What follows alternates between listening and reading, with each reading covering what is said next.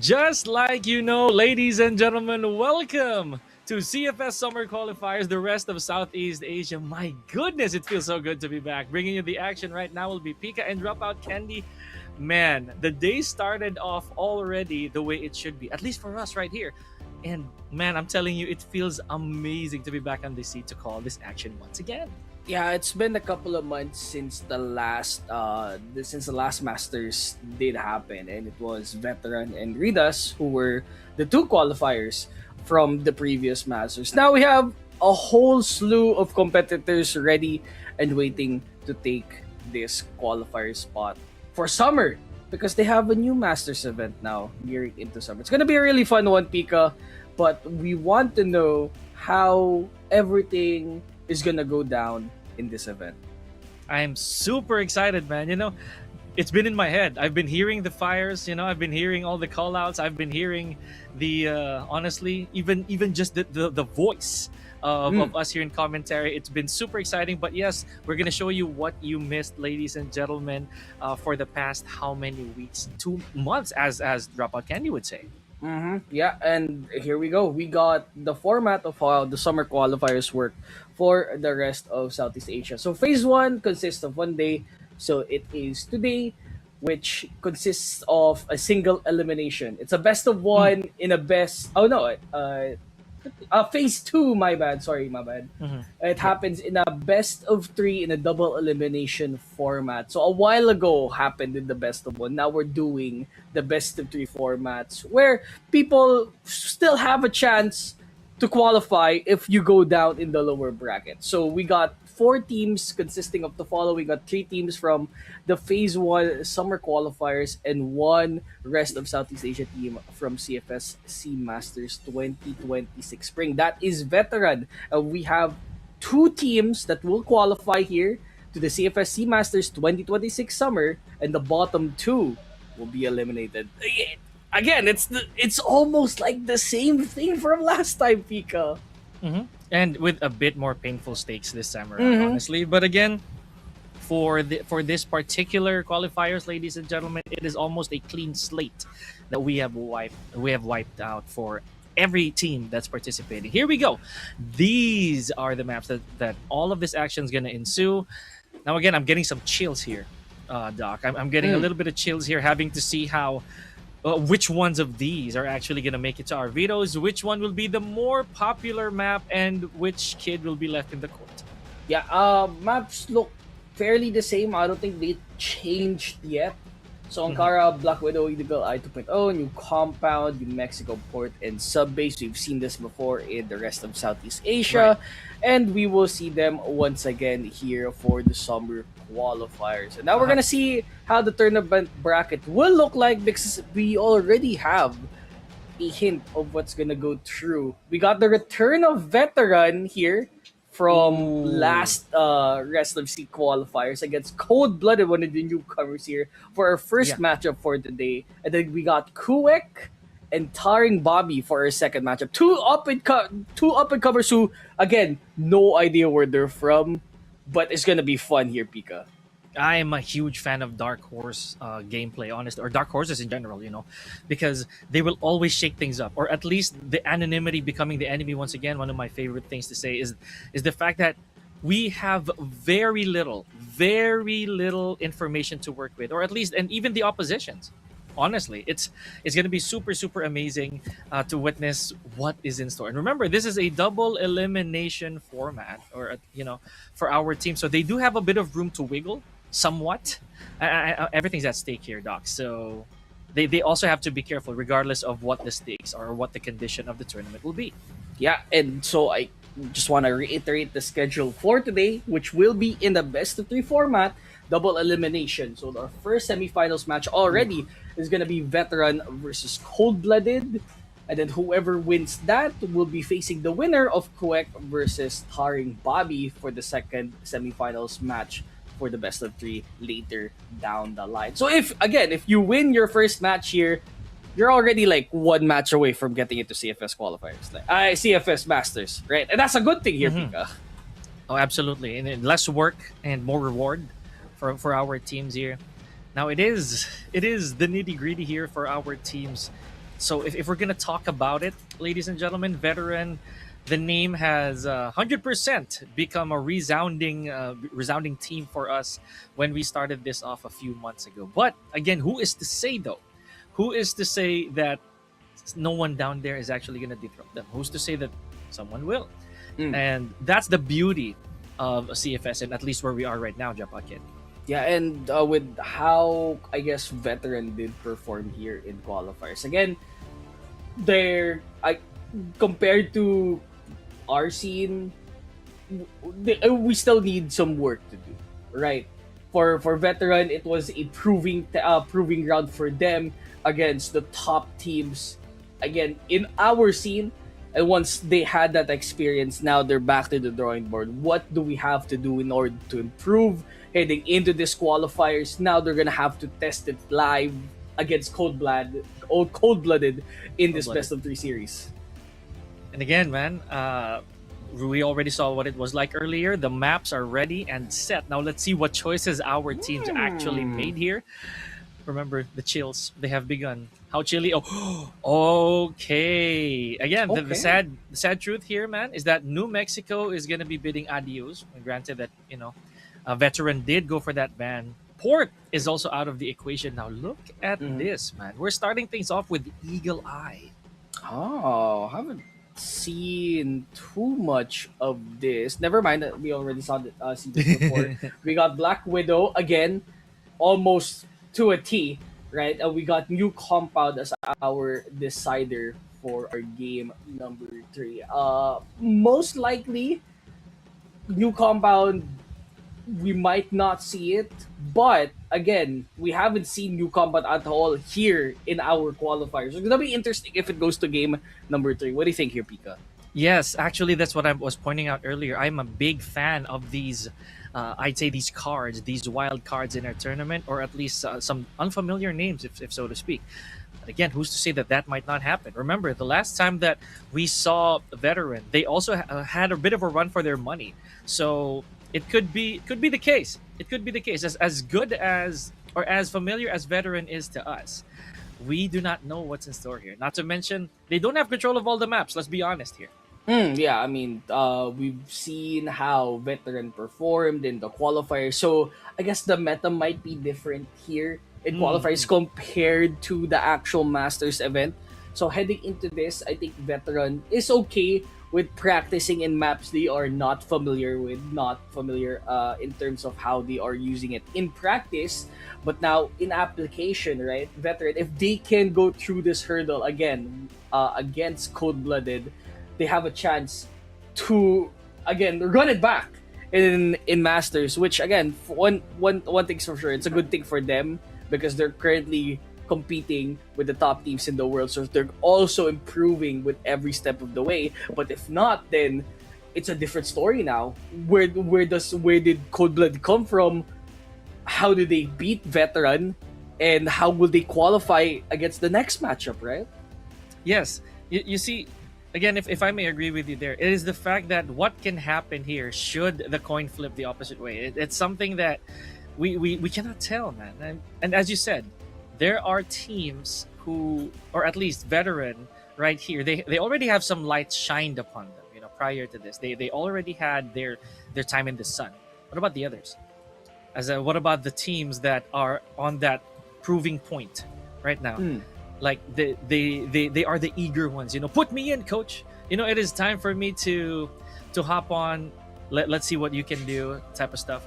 Right now, if we're gonna talk about the, ladies and gentlemen, the action, as we mentioned, we're not gonna wait you for you. We're not gonna make you wait any longer here. Oh, We are it's the gonna head game! straight to it. Oh, Yeah! Okay, it's been a while since I've seen CROSSFIRE in my sight. So it's gonna be a fun one at that. Again, we are right. headed in Eagle 2.0. Bit of a familiarity here for veteran and a bit of similar names here this time around. Drones, Fires, Reknart, A9. And I think this is one of the new members, no? Looks The like. last Looks guy. like. Yeah. Definitely looks like. Now, folks, if I never said it yet, I am a big fan of. If you saw him Mm. during the last leg, my goodness, the guy is cracked. But so far, calm before the storm, as we know, right? Still no, still nothing, still nothing. It is going to be a lot of repositioning here, Doc. Yeah, it's a bit of a slow start, I guess, for veteran. Uh, that's to say for sure that they are planning on a side of where to go next, and you got guns using, but you have HKs. We haven't seen this since. We haven't seen this type of weapon even beforehand, Hmm. and drones still sticking with the. Wait, isn't Reknart the one using the M4 and the AK? Yes, yes, Huh. he was. Yeah. I'm surprised Drones is the one using the AK this time around. A bit unconventional, but I'll let it slide once the action begins. Here is CB9 already headed into that Contact. side. Contact made, contact found, and Komaru's able to hold down ground. Koro, though, with a good trade. 2v3 now as they go and plant into the site. It's a hard space to defend Oh. right now, but oh! TYism able to get one. Very low on HP though. It's a 2v2 retake. And 14 in hand, AK in front. They managed to get the one. And the last guy, very shy though. But it's a 1v1 scenario. Plenty of time for the C4 to Uh-oh. detonate. And they tried to challenge and he gets Hey. it. Beautiful work. What an intro right here for ColdBlooded. Okay, you gotta like that. You gotta like that. Oh man, this is what we were talking about, man. This is exactly what we're talking about, Doc. You'll never know the capacity of these teams until you actually experience it firsthand. So good work on the side, of course, of veteran being able to go for the objective, but the numbers game and the very little health to work with a while ago, that just really didn't bode well. Here we go. Try to Second go for round the now. Yeah. snipe tower. A bit of an early round. I mean, I haven't really seen veteran use this at all. A bit you gives the whole sight line for themselves, and this might be good information for them. The Tuaism to get one before getting knocked out here. Yeah, good Let's tell exchange me so though. far here. Yeah, and I'm gonna call him 20 for now. I think I'm gonna call 20? him 20. 20 Yes. Tism. 20 so much, I don't know, but we'll call it 20 for the time being. Here we go. A 4 to 4 here. Again, early trades happening for our teams. Again, some action here on the sides of Aryaden. Does that name sound familiar to you? Aryaden was from a previous team as well, a different team. Yeah. So Aryaden right there. Let's see what action is in store here because they're down to the last player here, and again. Now we're gonna see a good exchange here from veteran and honestly from ColdBlooded. One of my favorite names, by the way. I think I said that before we went live. Yeah, Good team name. it's a good team name. I mean, a lot of good things to come out from being cold-blooded. Hey, Randy Orton, like, he is the apex predator. I mean, you say, right? But yeah, I mean, veteran able to hop back into it, but for cold-blooded, yeah, I mean, they are playing a bit meta. HK's is the AK-47 equivalent, mind you, but yeah, Yeah, I mean, with what the meta is floating around, it has to be all M40s. Like this is like the go-to weapon. Has better wall bang, yeah, but you know, I mean, it's all up to preference, right? I mean, someone's using an AK, right? Someone's using an M4. yeah. It's like no one's using it at the moment, though. And honestly, man, like I said, if you're not using the M14 here, you're giving up on a lot. If it's either this or a sniper, because you cannot actually risk peeking the wrong time and not being able to retaliate.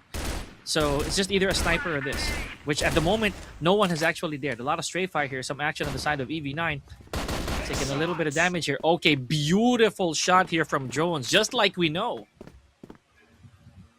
Ooh. Okay. Drones. The first one, they're already headed into this site. It feels like there's no contention from the side of cold-blooded.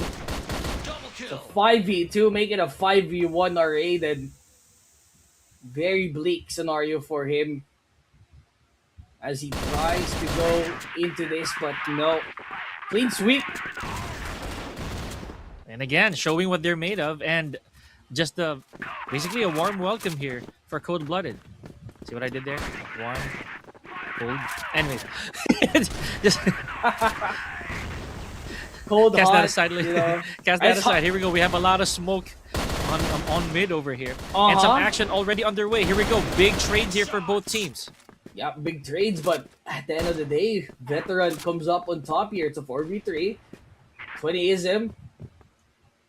Very low in HP. They have this site under lockdown. Again. Good plant here. They going pretty fast in that smoke. Not gonna save him this time around. EV9 saves Eclair for just a little bit, and that is a good sign here. But cold-blooded still trying to fight back. Already very healthy here, along with Komoro. Has some util in hand to try and enter into the sight line. But EV9, 2 kills. It happened at the same time, and veteran able to hold down their ground here in this post-plan scenario. I was gonna mention that, man. What are the odds that we actually did see 2 frags in succession, like immediately? So again, there's nothing different, and there's nothing too special about what veterans doing. They're just going along with whatever plan was really working at the beginning. The cable car. The moment that they seize that with the objective and the numbers advantage, it's gonna be a rinse and repeat moment for them. Here.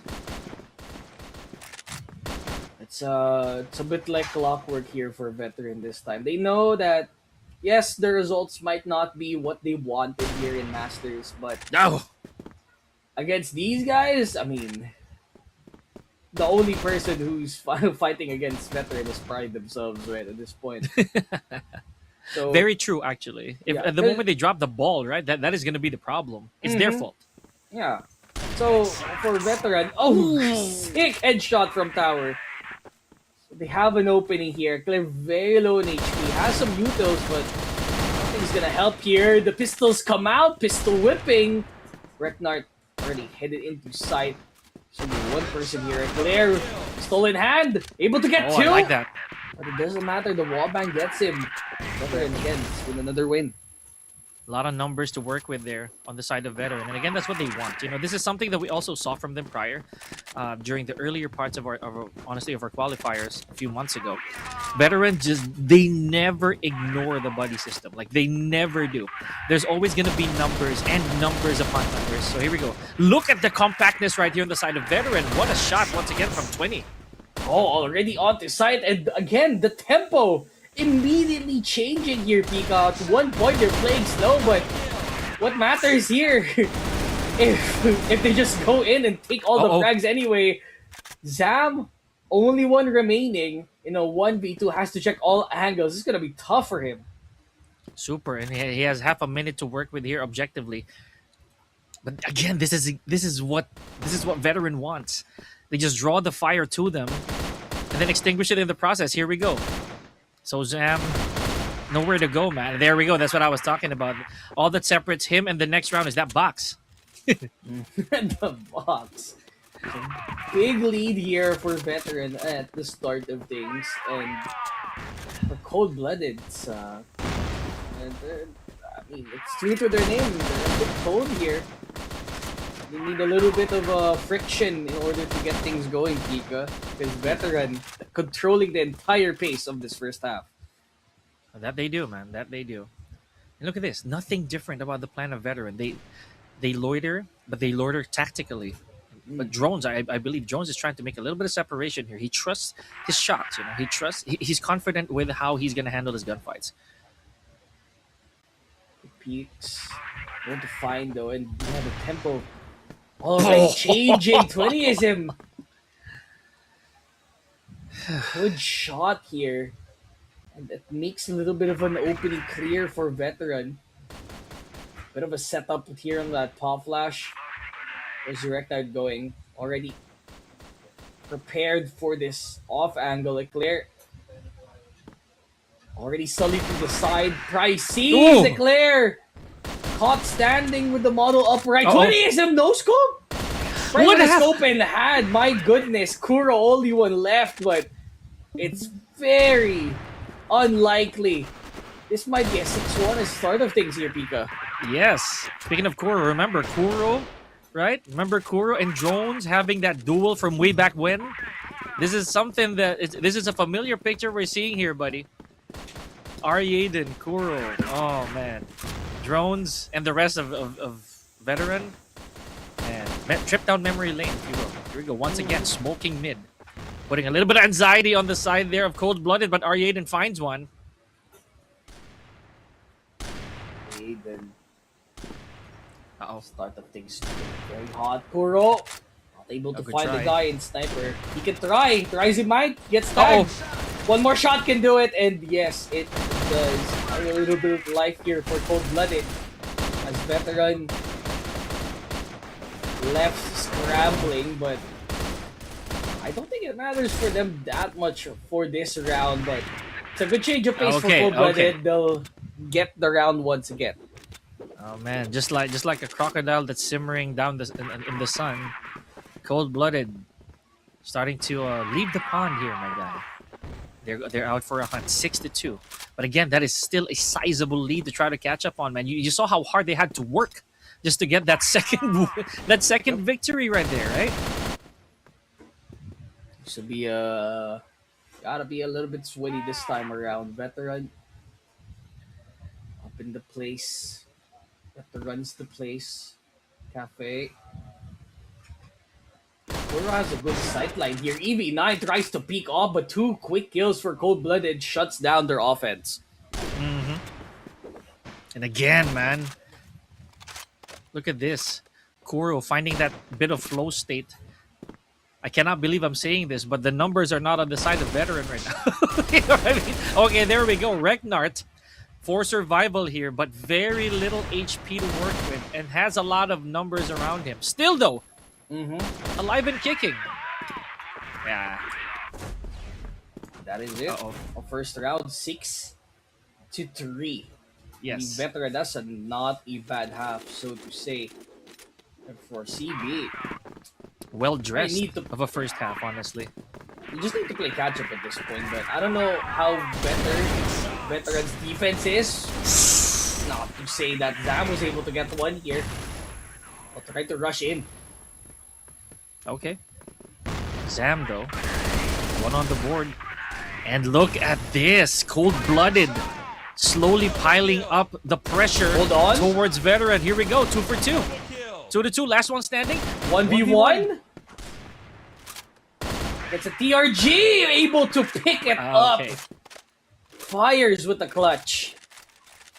I like this. And not to mention, Dropout Candy, not to mention that was very important for veteran because they do have to stop the bleeding there.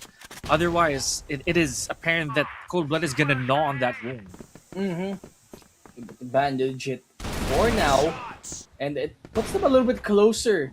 At that match point, drones out of the picture right away, able to recover. But the rest of CB into the firefight they go. The meat grinder EV9. Oh my god. Goes down, but with all of the frags going the side of veteran, it's all left to Eclair. But potentially they can still clutch. Oh, if he trusts his shots, that is definitely possible. But again, as you saw, ladies and gentlemen, CB just walked right into enemy fire. Okay, there we go. Yep. That was one of the most crucially detrimental decisions they've ever done today, man. Oh, that was so bad, man. They were okay. Zam once again, okay, yeah. right? Zam was able to go for that beautiful entry. Okay, there we go. Very, very questionable throw right there. So here we go. Are they gonna make that same mistake? Just walked right into the smoke. Walking right into it. CB. Oh, they might have heard it. Ariaden able to get the flick, but where is Regnard? The Omega flank? Bro, is right behind By the looks of it, yes. Team. Oh, but he missed his shot. Oh, that's so wasted opportunity. Wasted opportunity right there, man. Oh, that could have been so a total good. wipeout. Here we go, Zam though. And again, look at this, a follow through. Supposedly a secondary flank right here on the side of Fires, but they don't have a clear shot. Yeah, not yet. They have to hold a little bit further here. But veteran, they are dying on the resources, but a quick flick and peek by 20ism, able to get one. Fires now down. They know that 20ism is here. He needs to pick his shots carefully. But the pistol's right out and about. Not able to flick this time around, as now the rest of the members full on rotation. They might have to go to the other side. Pistol again by 20ism. Well, now we do have 47 seconds here before the objectives. This is gonna pan down to the decisions of Cold-blooded. Are they gonna go for the plant here? Because 20ism only has 9 HP to work with. Yep. Little taste of their medicine here. Let's see if Aryaden's gonna be able to hold the fort long enough. Or is 20ism gonna go for that peak of death? He just has to pick the correct angle. Oh, I think he sees it, but the wallbang was able to recover. Mind you, the HK pretty good in terms of that wallbang. I'd say the M14 is a bit better in terms of that, but I mean, if the HP is like 2 HP, like, come on. Man, I was gonna say that, dude. Like, here comes a full-on bomb rush by the side of veteran. No holds back. They just go in. It's a wipeout, and it's map point for veteran. That was very, very Hollywood, the way that I saw that. Bro, it's a flush. It's a flush. You were making a process in your mind, and suddenly there was a fight. Wait, they're here. Stop the count. Something's happening. We Oh usually man. see veteran play slow, but Yeah. they're always rotating between fast pace and slow methodical plays. Like this is a huge improvement from what they did last rest of C qualifiers. But that right there, that was blind fury, bro. And it actually worked. And they honestly just went in guns blazing. They trusted every single encounter amidst the possibility of a casualty. Again, it's they do have enough leeway, Doc. That I guess that's what they wanted. They understood that. Oh, okay, even if we rush them in this round, if it works, then we'll take those. If it doesn't, then we have a lot more room to wiggle. Here we go. Slowly, the numbers, or rather, the HP on the side of ColdBlooded is dwindling down. Two gone on the side of Veteran, though. Did they overextend? Oh my Don't answer god. that. Nope, not at all. Kuro's gone and it's all left to Komaro here. 1v2. And that, my friends, is it. Veteran, a pretty convincing 10-4 here in the Eagle Eye 2.0. Oh, what a run by Veteran. Honestly, it is just like what we witnessed before, man. If we're gonna go a little bit reminiscent on how we were introduced or how Veteran took this the stage from our previous qualifiers, it's just how they were. And as you mentioned, they are known, or at least the way that we saw them, they are very, very adept to changing up their pace. And that one shocker of a round was just really, oh, whoa, okay, somebody stepped on the gas too much, right? But there it is, 10-4, and they're literally one map away from advancing. Yeah, one map away from advancing here in the upper bracket against Cold-Blooded. But my goodness, was that all? I even have to check the stats because everyone in Veteran probably did pretty well. I mean, just I don't think the stats would matter in this sense. I think as a team, Veteran was able to weather the storm better than Cold-Blooded in this map. Collectively, they did so much. Like, I don't even know who the MVP is. Like, if I'm gonna look back, everyone had their shining moments, right? So it's safe to assume, at least for here, I would give it to Reknard. But that's just me. That's just me, because 20 is probably gonna be the MVP. I think 20 is gonna be the MVP here, right? Well, we probably haven't really confirmed his name yet, but there is a 20, there is an ism, so he's 20ism for us. 20 so much. 20 so much, you know. But yeah, I mean, I think they're just tallying the stat lines for us while we wait on this. But yeah, I'd like to talk about what's already going on here for the summer qualifiers. Again, like the other teams that are part of this qualifiers, like we might not know who they are because of the team name, but there might be similar people from those teams that might be familiar faces. And more likely than not, man, they migrated. But here we go. Let's take a look back at some of the action here that went on. Wonderful work so far.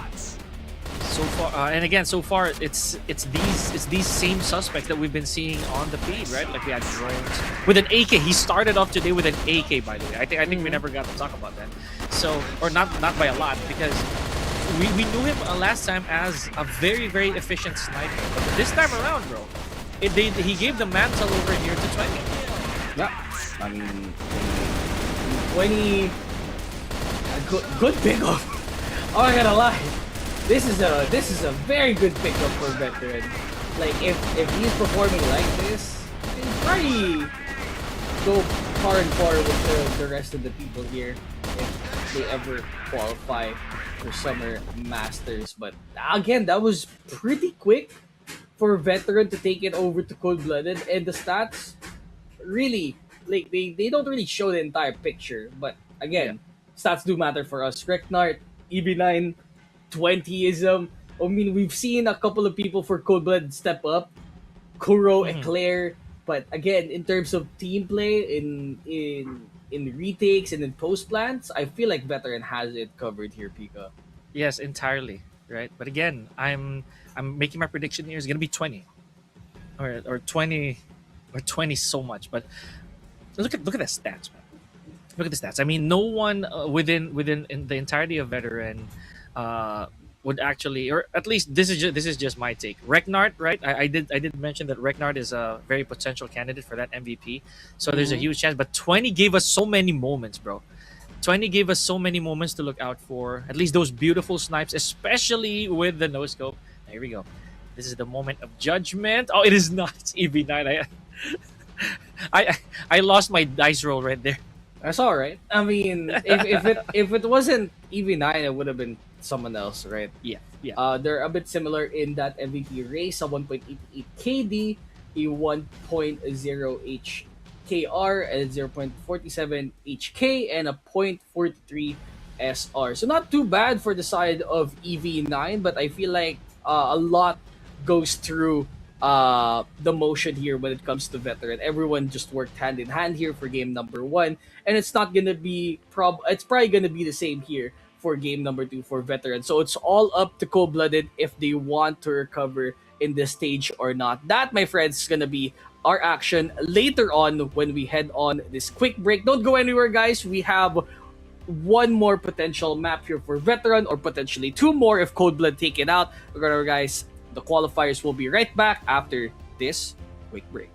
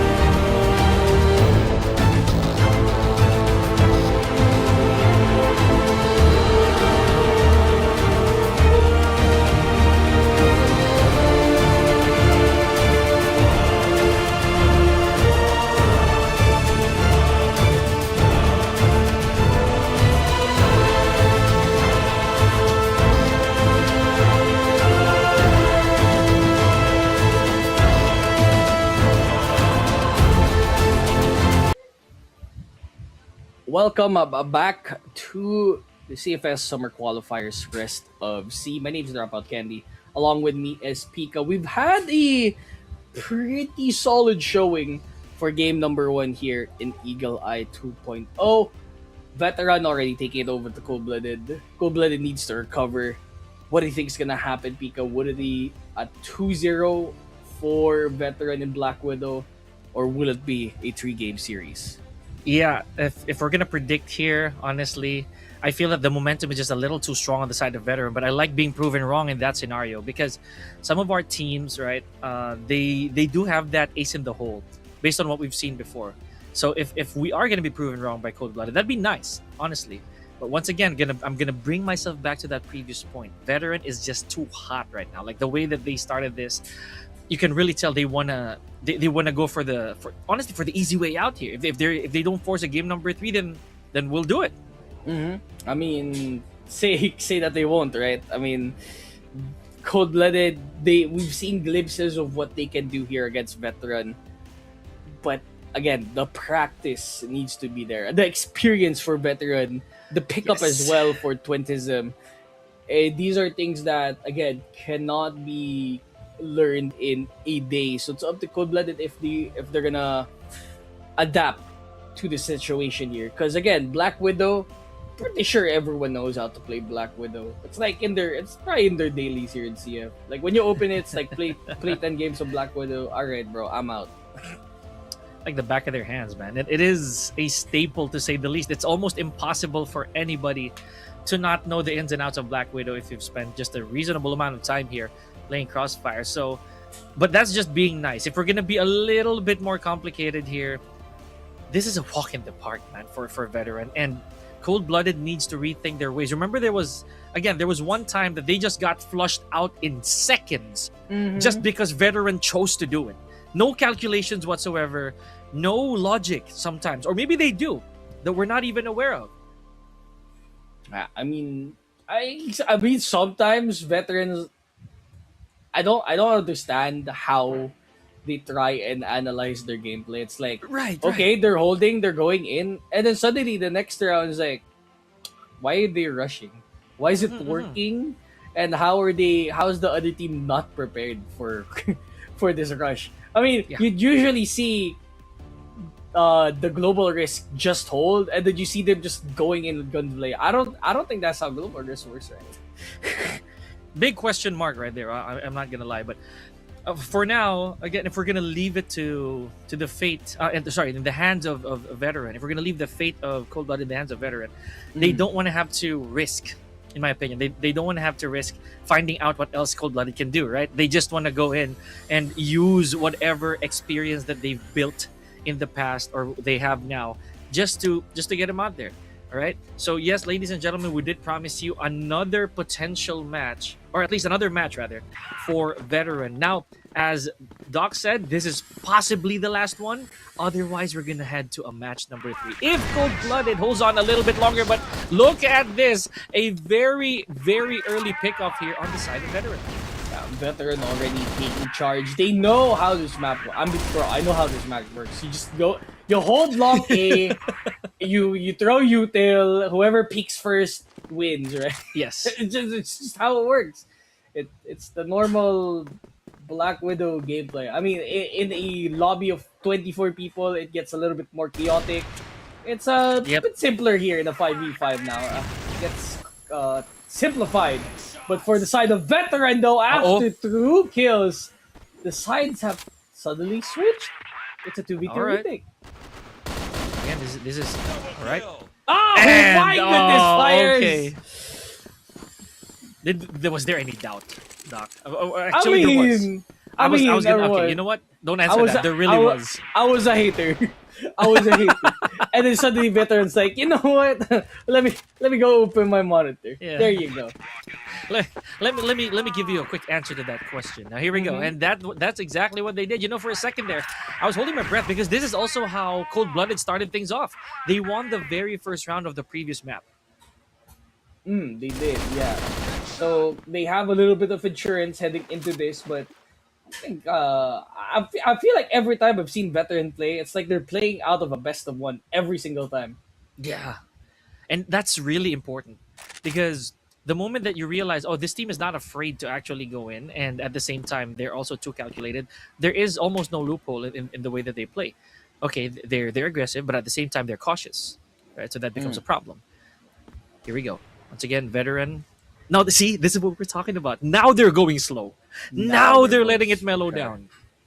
Just waiting just a bit for this pickoffs to happen, but again, EV9 like the swap of tempo is possibly affecting cold-blooded here because they're expecting a rush, no one's rushing, and then now they're not expecting a rush and they might rush the next round. So veteran again, it's just mind games here. Whoever's outplaying the other team wins at this point, but again, Woo! 20ism. Rectoid already with a full blown gang. The flank is good. And there's only one person in front. 2-0 here for veteran. Man, and of course, Fires, one of the players who had his share of multiple MVPs, if memory serves, from our previous qualifiers. So showing us exactly why veteran right here is too much of a top dog to try to beat. Here we go, right through the Hmm. smoke, Kuro though. Okay, just in the nick of time, he was about to disappear from all that. He was. But EV9 is out and gone for the count. Great, perhaps, no, not quite. Drones is alone inside, and that should be complete takeover here. There's only Reknart in front. I don't think they're gonna get anyone soon though, as Reknart just waiting outside B doors. There's no plant as of yet, so our Raiden just looking Ooh! for a flank. They do get so. So plenty Ah, of time remaining for Veteran to try and retake two he's still kills, two going! quicks for Twintism and Fires. They're fighting back. 1v2 now. They're able to get one. Where's the last guy remaining? He is so far away. He can just go for the defuse. He just Uh-oh, goes for it. Aryaden. He's going He's for taking it. too much time. Oh my goodness! Worst decision ever. I mean, Worst decision ever I from didn't even ex- Aryaden. I Oh, didn't even that's expect the defuse to go that fast. if you do the math. But here we go, drones picking off Aryaden after a devastating bad round right there. Okay, here we go. Some blinds coming into play. 1-for-1 here. Beautiful peek. And look at that, Komoru. He's putting in a little bit more work, but EV9 also making sure that he does go for a little bit of bang for buck here. Drones. Now he's back on the snipes, man. Duel, just like we know. Is Kuro gonna take the challenge? Ah, okay, there we Oh, go. not quite. One Okay, on the okay. board. They got a playing field here for the side of blooded. I was gonna say cold veteran. I just combined two names at once. That's insane. Drone's going so far ahead and he gets a Oh double boy. headshot as well. And there's two less now for the side of cold blooded. And all in one clean Individualism sweep. Yeah. is the name of the game for veteran, but they're able to get one, but he is not without the fight there. Alright, the last man standing goes down. And again, another round for the side of veteran. Aryaden though. Left to deal with the numbers game, unfortunately. Here we go, 4-1. So a while ago, this was not the same score with veteran. You know, they did have a bit of a, like I said, a ceasefire around round number 3. But having this 3-round lead is already a bit of a spoiler, so to speak, with the way that they handle things. Look at that! Okay, beautiful handiwork right there on the side of Kuro and Zam. Mm-hmm. 3v5 as veteran. Losing members one by one. Quintism. They need to clear out Quintism here, and they do. It's all left to EV9. Quintism here. Hold on. Oh, wait. What happened? 2v2 now, but all of them are so low. Oh, man. So this is a matter now of a veteran just getting that initial peak and not staying 1 second longer from any encounters. You would sneeze on any of these players and they will actually go. This might be demoralizing if veteran takes this round over to cold blooded. But again, Uh-oh. it's retake time. Jumping If they around. cannot stay a millisecond, a millisecond after being seen. They literally have to go for a sure shot. Oh, they're Ooh, crouching down. that's They don't know. They nasty. don't know. They don't know. Raiden's Oh, there. It's all left to Komaru. HK they in see, they hand. find a limb. Okay, And one more shot can do it. They know where he is. He's gonna try and Printism. go for it. He does it. He gets No it. Is there way! time? 5 seconds. Defuse. We do have enough. We There's do have enough. no. We do not have enough. Oh, okay. Oh! What a He was round. he wasn't able to press E fast enough. He was already on the bomb too. Man, if only literally 1 second longer.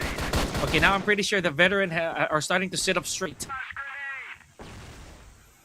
Gotta be more careful this time around. Okay, here we go. What a shot from drones.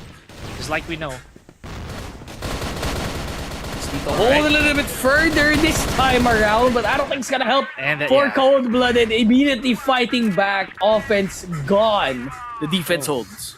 Man, whenever that scramble ensues, it's almost always apparent that veterans gonna emerge on top.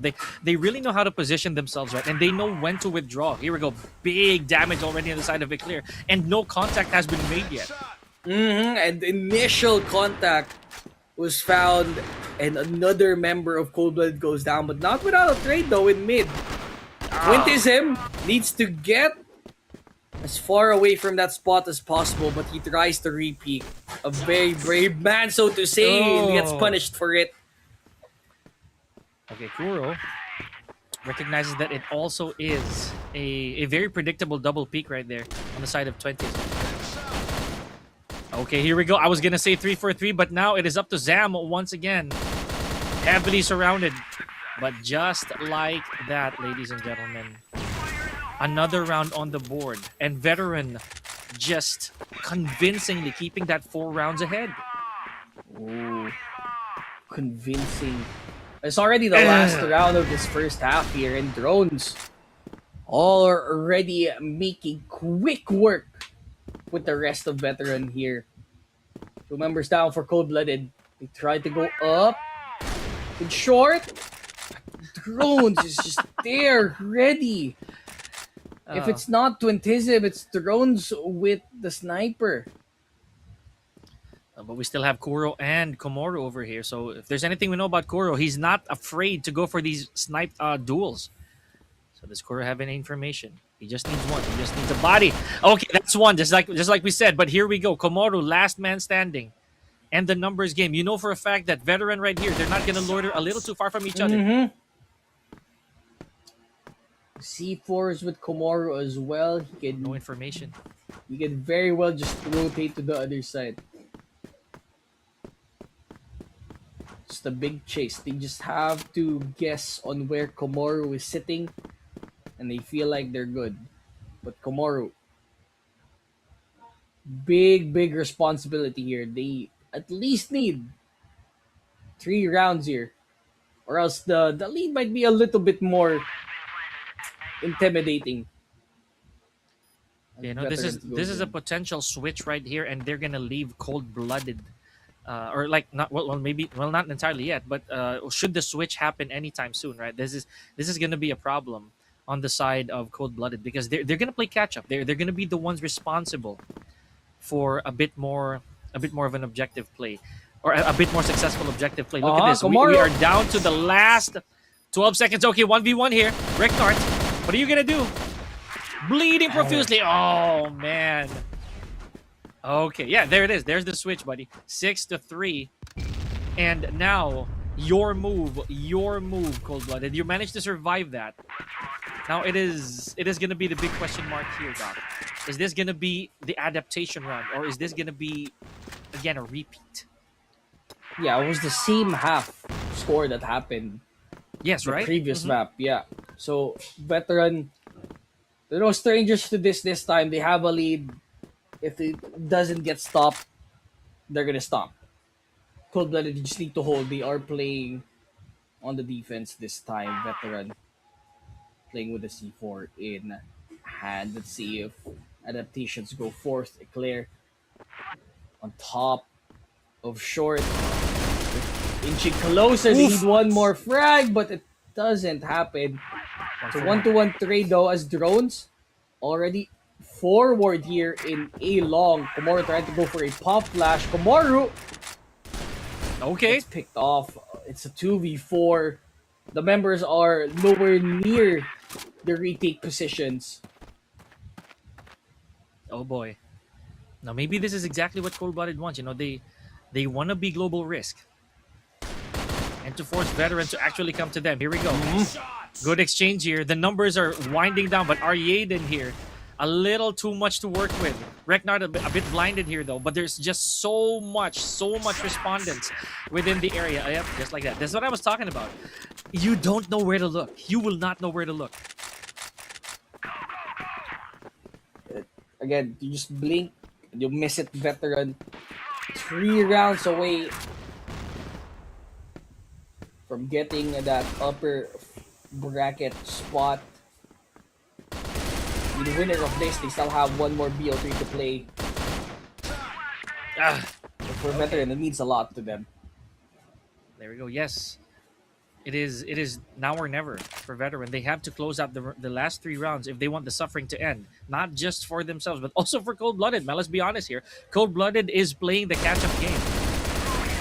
Here we go. Oh, beautiful work so far. Big lead here on the side of ColdBlooded. Not to mention the objectives. They have full control here, Doc. Oh, just as we said it. Oh, already getting the front ahead here for veteran. Pistol whipping again. And the rest of ColdBlooded. Good shot on Zam.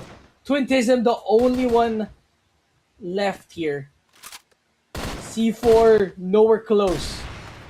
Gets the frag. It's a 1v2 now, Pika.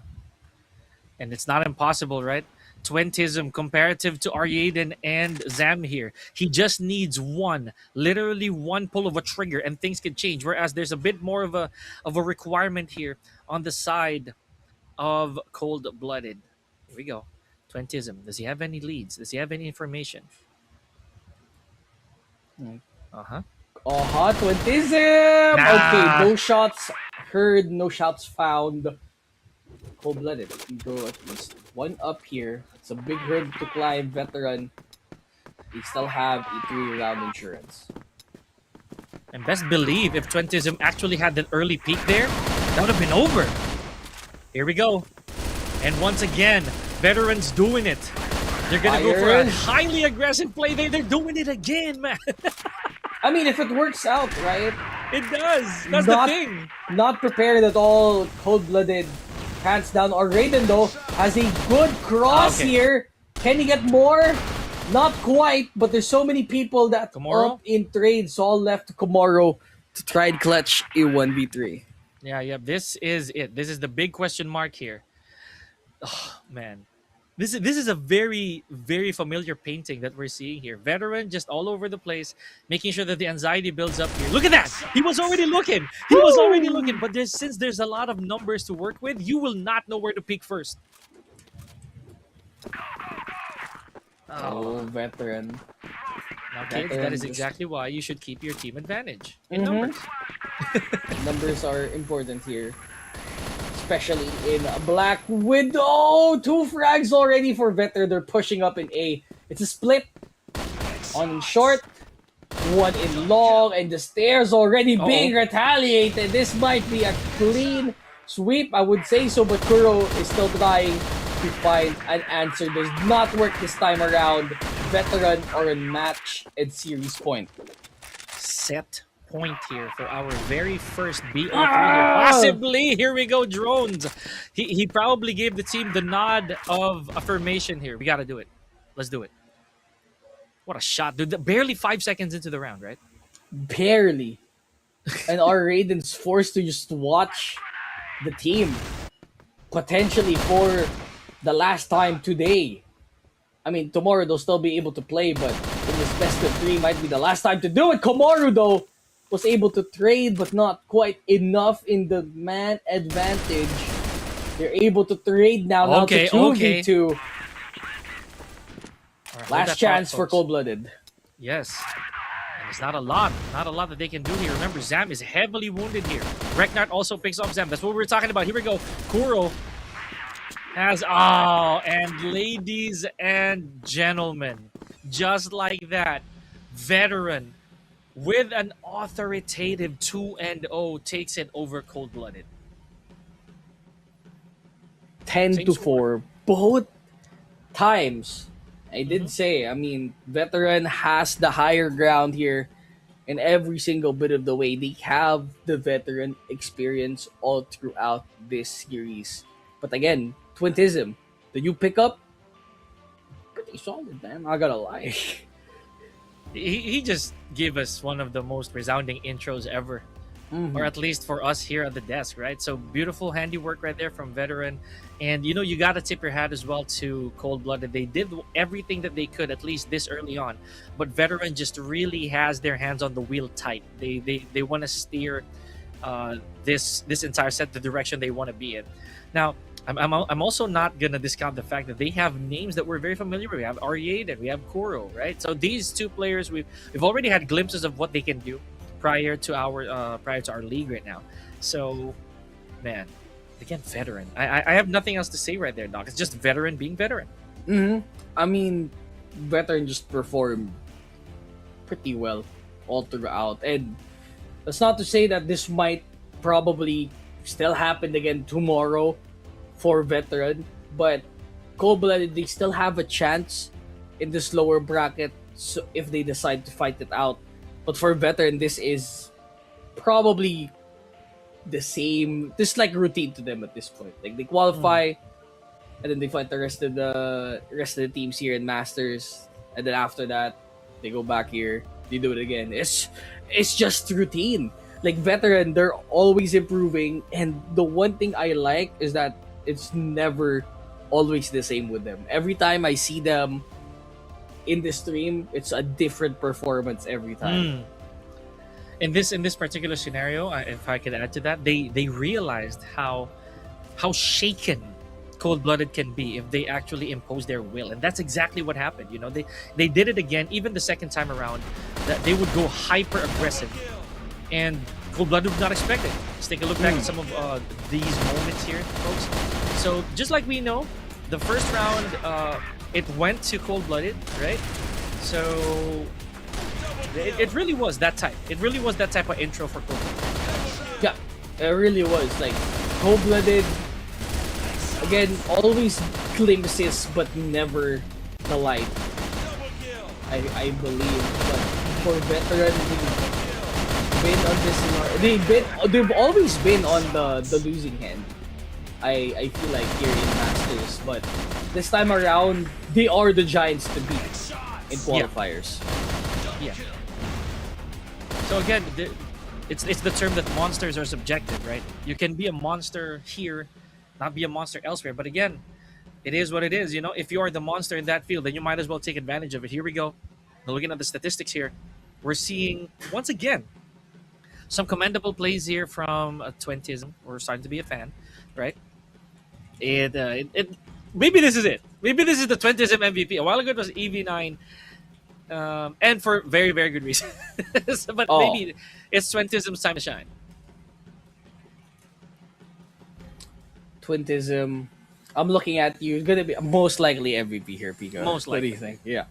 Most And likely. let's not to say that cold-blooded did pretty well. I mean, Kuro was still performing here. But again, everyone from veteran stepped up here. They want to get their spot into qualifiers, into masters, every single bit of the time.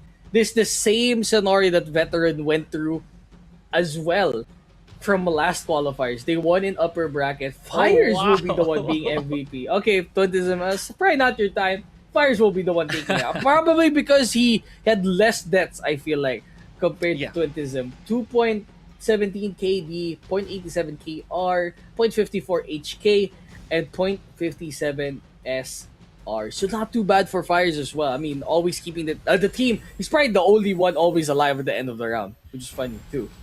That's true. Facts spit facts here. So, yeah, Fires was the collector right? He was one of the collectors from our previous leg, Mm. right? So I completely agree that there are some smaller details, smaller nuances, not just about the frags, right? And it is also having to survive rounds upon rounds, uh, going into it. But my goodness, Doc.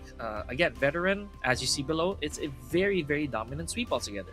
Yeah, very dominant, but I feel like we need to see a match MVP. Who's it gonna be?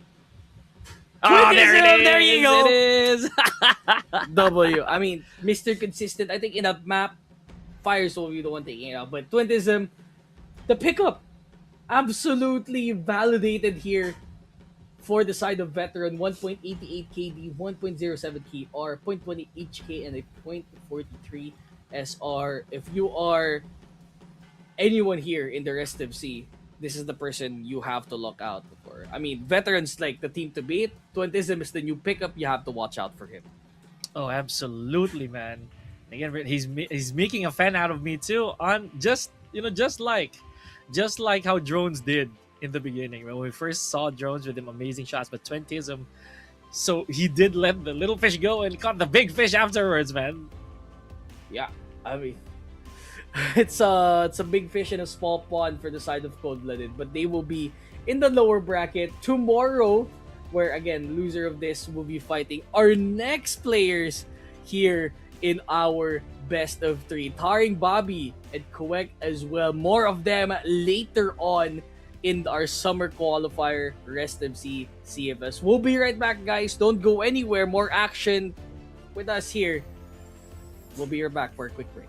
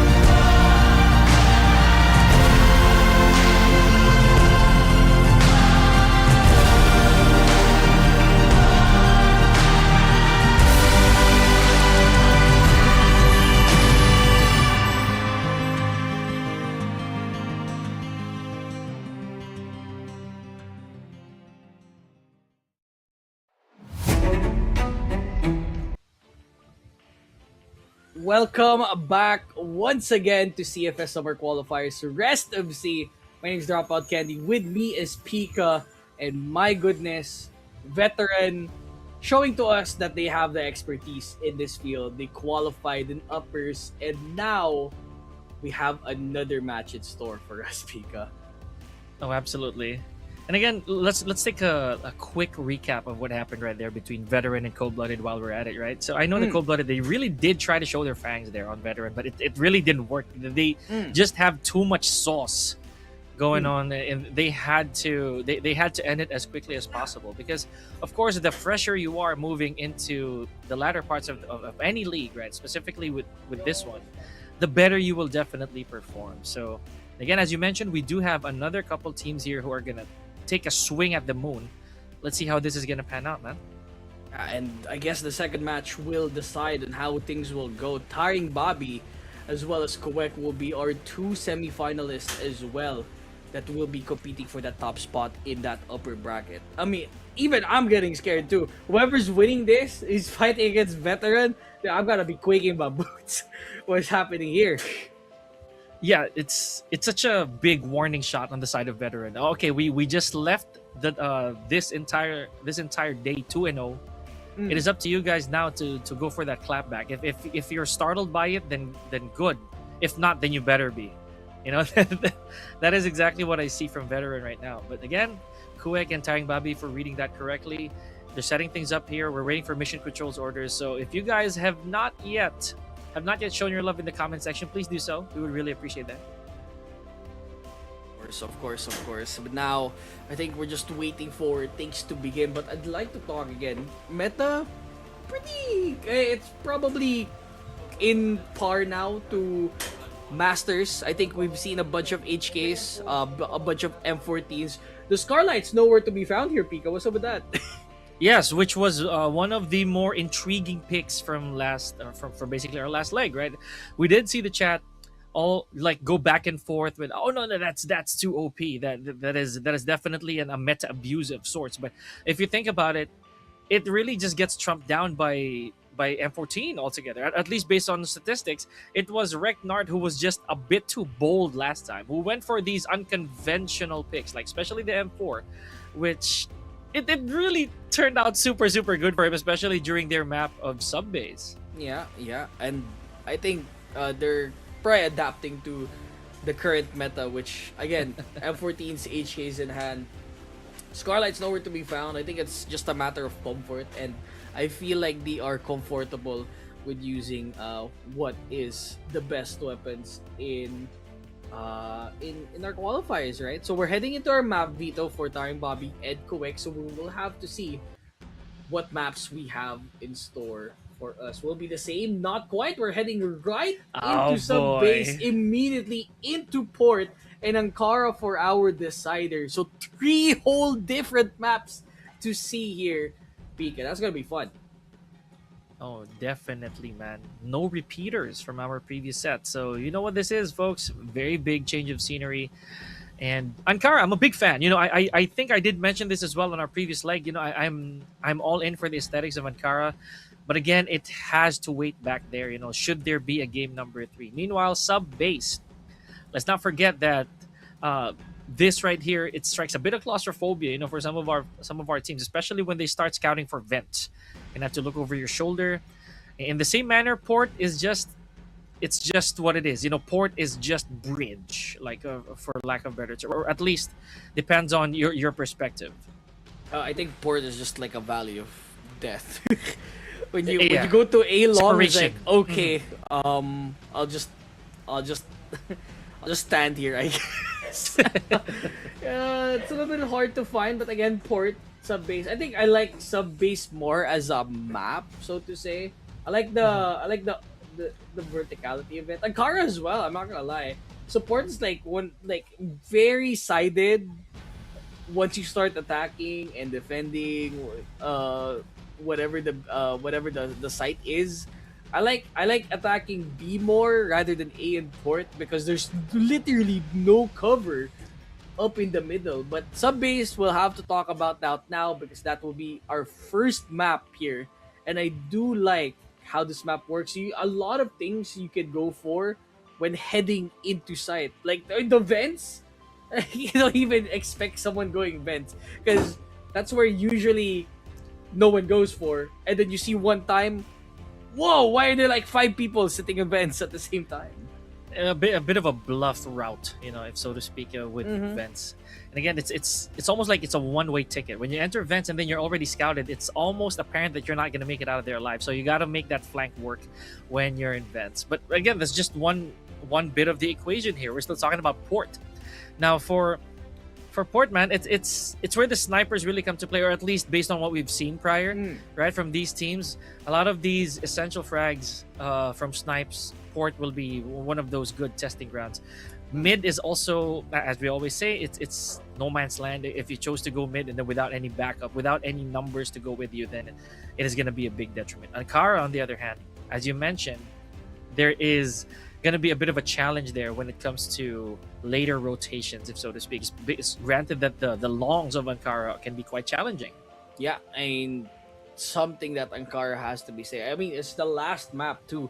We haven't seen, we didn't see Compound At all, for yeah. the match. Mhm. Yeah, in Veteran and Cold-Blooded. So, I mean, nice try. I mean, I wanted to see new Compound, but I'll probably tomorrow then, where we might see Compound on the rotation. But I guess for now, we will heavily rely on Subbase here and our port, assuming for our first two maps for today. I mean, I'm ready. I'm just waiting for the guys to ready up. Because again, no info at all for TARINGBABI and CUEK. So I'm looking at their names. I have not seen them from previous qualifiers as well. It's not the same complexion as it was, compared to Cold-Blooded earlier. So Mm-hmm. let's see. Keeping an open mind here, a clean slate, if you will, a whole different script for our team. So, man, I don't even know. I don't even know who is gonna be wielding a sniper here, if there's anyone at all. A while ago we did see drones just go a little bit differently compared to last time when he was really donning the sniper during the early parts of the round, but he did shock us a little bit with that AK-47 pick. Went straight to the HK sooner or later, and it is a big question mark. Who's to say we're not gonna see the Scar this time The around? Scar, I mean, Yeah. if they're working on comfort, I feel like the Scar L is okay, to say the least. I mean, there's a reason why there's a legality in the weapons here, up in qualifiers, because yeah, some weapons are just probably better than others, so they try to balance it out, and they're in the same category. I mean, people, they they have a way with words when it comes to the Scarlight, but again, if it gets the frags, I mean, if it ain't broke, don't fix it, right? Yeah. Preference, matter of choice, so to speak. And speaking of choices, again, it's I'm not gonna say it's a letdown, but Ankara, man, we didn't actually get to see Ankara being one of the more favored ones. And again, it's just the way it is. There are some determining factors as to why that is not one of the more popular ones. The odd one out, Mm-hmm. if we're gonna say so ourselves, right? So let's talk about Subbase. I remember we did have quite those really anxiety-inducing moments, especially when you're headed towards entrance of A. There are just so many small details to watch out for. Play a little bit of ring around the rosy, if someone's already posted up and what. So Subbase, and again, remember, if we're gonna re-mention Reknart from last time, he just had to post up near the sub itself, or the basically post plant. All he has to do is linger, right? Maybe with a Yeah. little bit of backup, and that's all she wrote. They're gonna take that round for sure. I mean, it's a simple guess, and Reknard always there, right? And I do wanna say that holding in Subbase is easier as it sounds, because when you plant the C4, where are you gonna go for cover? There's like not a lot. It's just the entire missile sub. I'm surprised like when you shoot it, it doesn't blow up, right? Yeah. But yeah, I mean, a bit of something, a bit of pondering, so to say.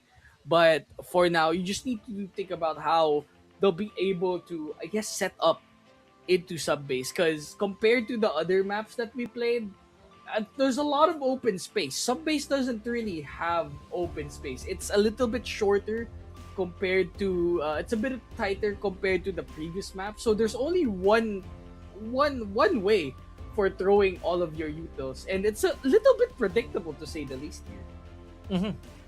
Multiple post-ups need to happen, honestly, and even in the control room, because control room offers such a good perspective when it comes to planning at B, right? So it's a big question mark.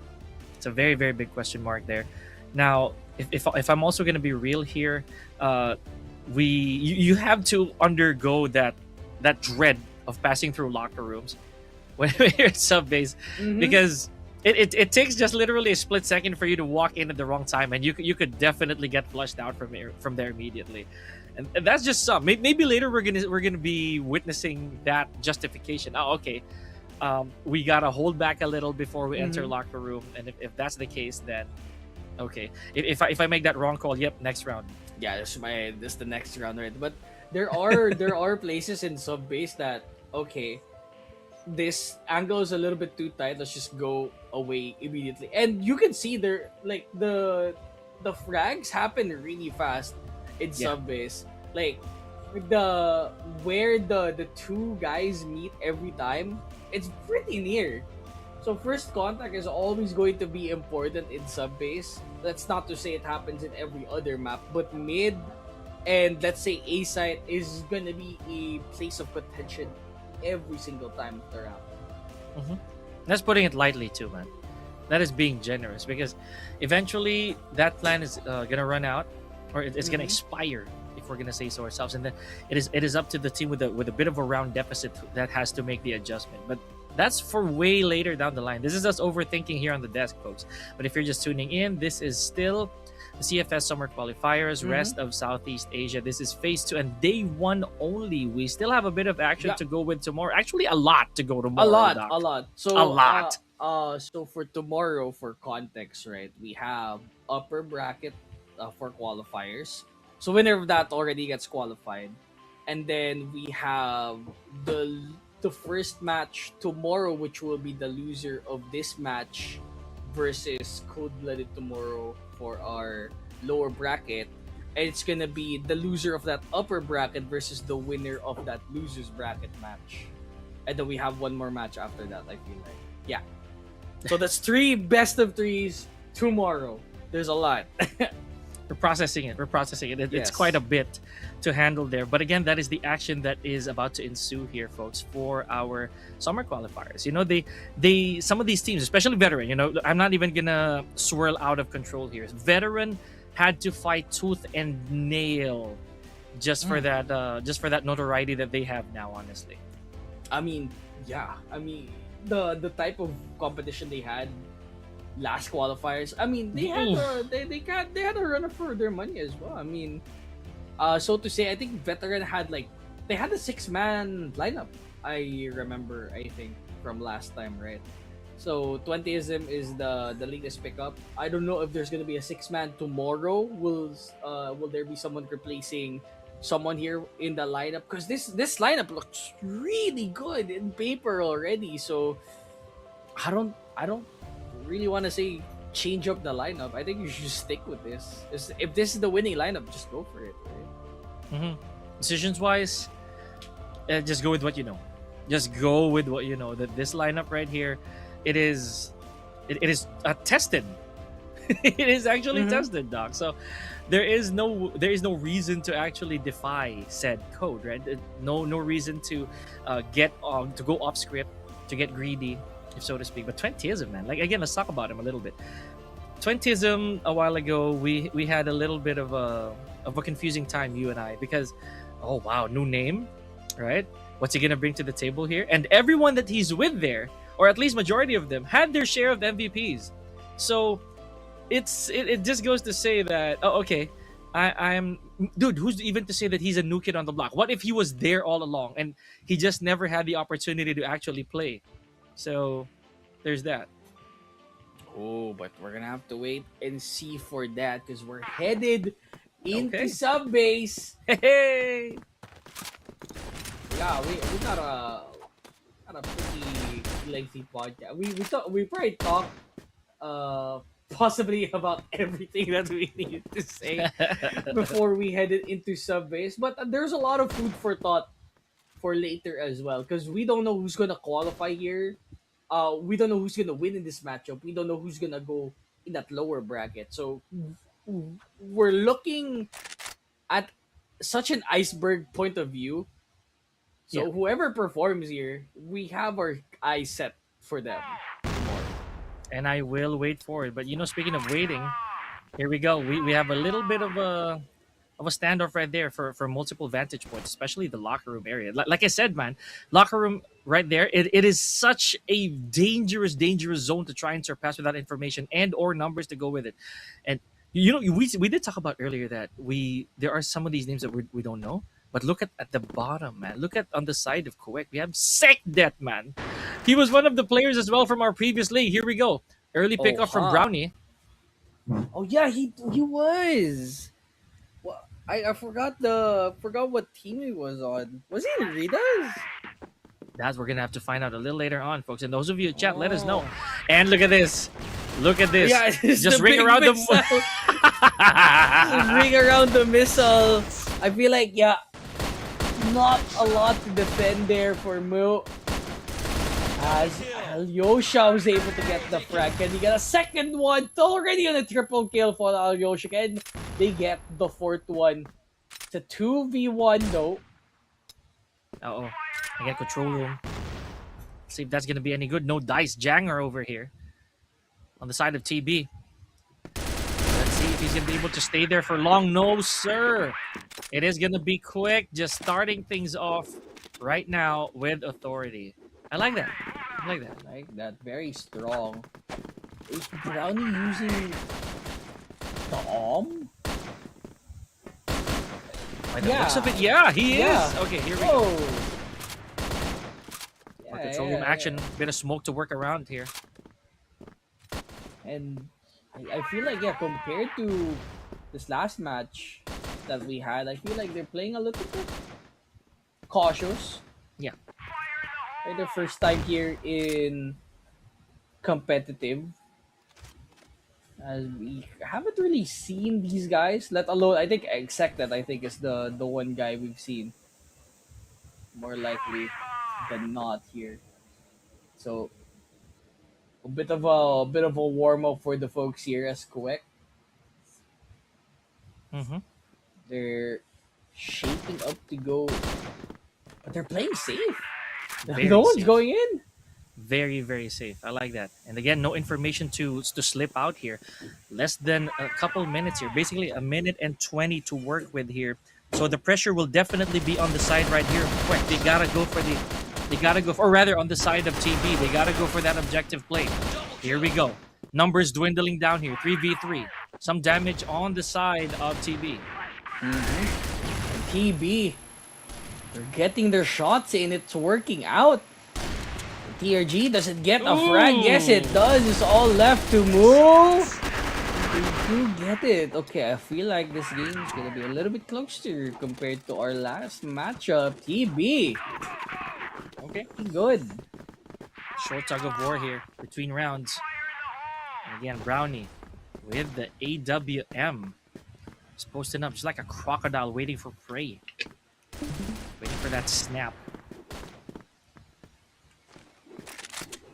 The snap. Oh, my goodness. Yeah, there's a reason why the TRG is often the replacement for the AWM. But I feel like they're both the same. Yeah, I if guess you think about it. I think Right. the drop off is a little bit more lenient than the TRG. I think it shoots faster too, but for now, action going on. TB able to get to CUEK. Nowhere near that A site. They'll be able to hold this. Where are they coming from? They're coming from vent, and they have to be careful. The retake is ongoing. Yes, that it is. That it is. Here we go. Retake time, and again the missile doing what it is intended to do, not to blow up though, but to keep a good amount of cover here. Big separation, 3v2 here. TB has the upper hand. 20 seconds to work with. Very far from where the C4 is. I don't think the arm's gonna help too. gonna take a bit. It's 10 seconds left. He has to go into this ramp, but there's no time remaining. It's just him and the missile. They're all gonna blow up till Kingdom Oh, Come. big whiff over there, man. But again, look at that. Once again, TB here, understanding the complexity of the situation. But again, as complex as it may be, it was just very simple. You know, there's three of us, one of you. It's your call. How are you gonna solve this problem? Right? Control room once again. A bit of an exchange here, and Elcom gets one.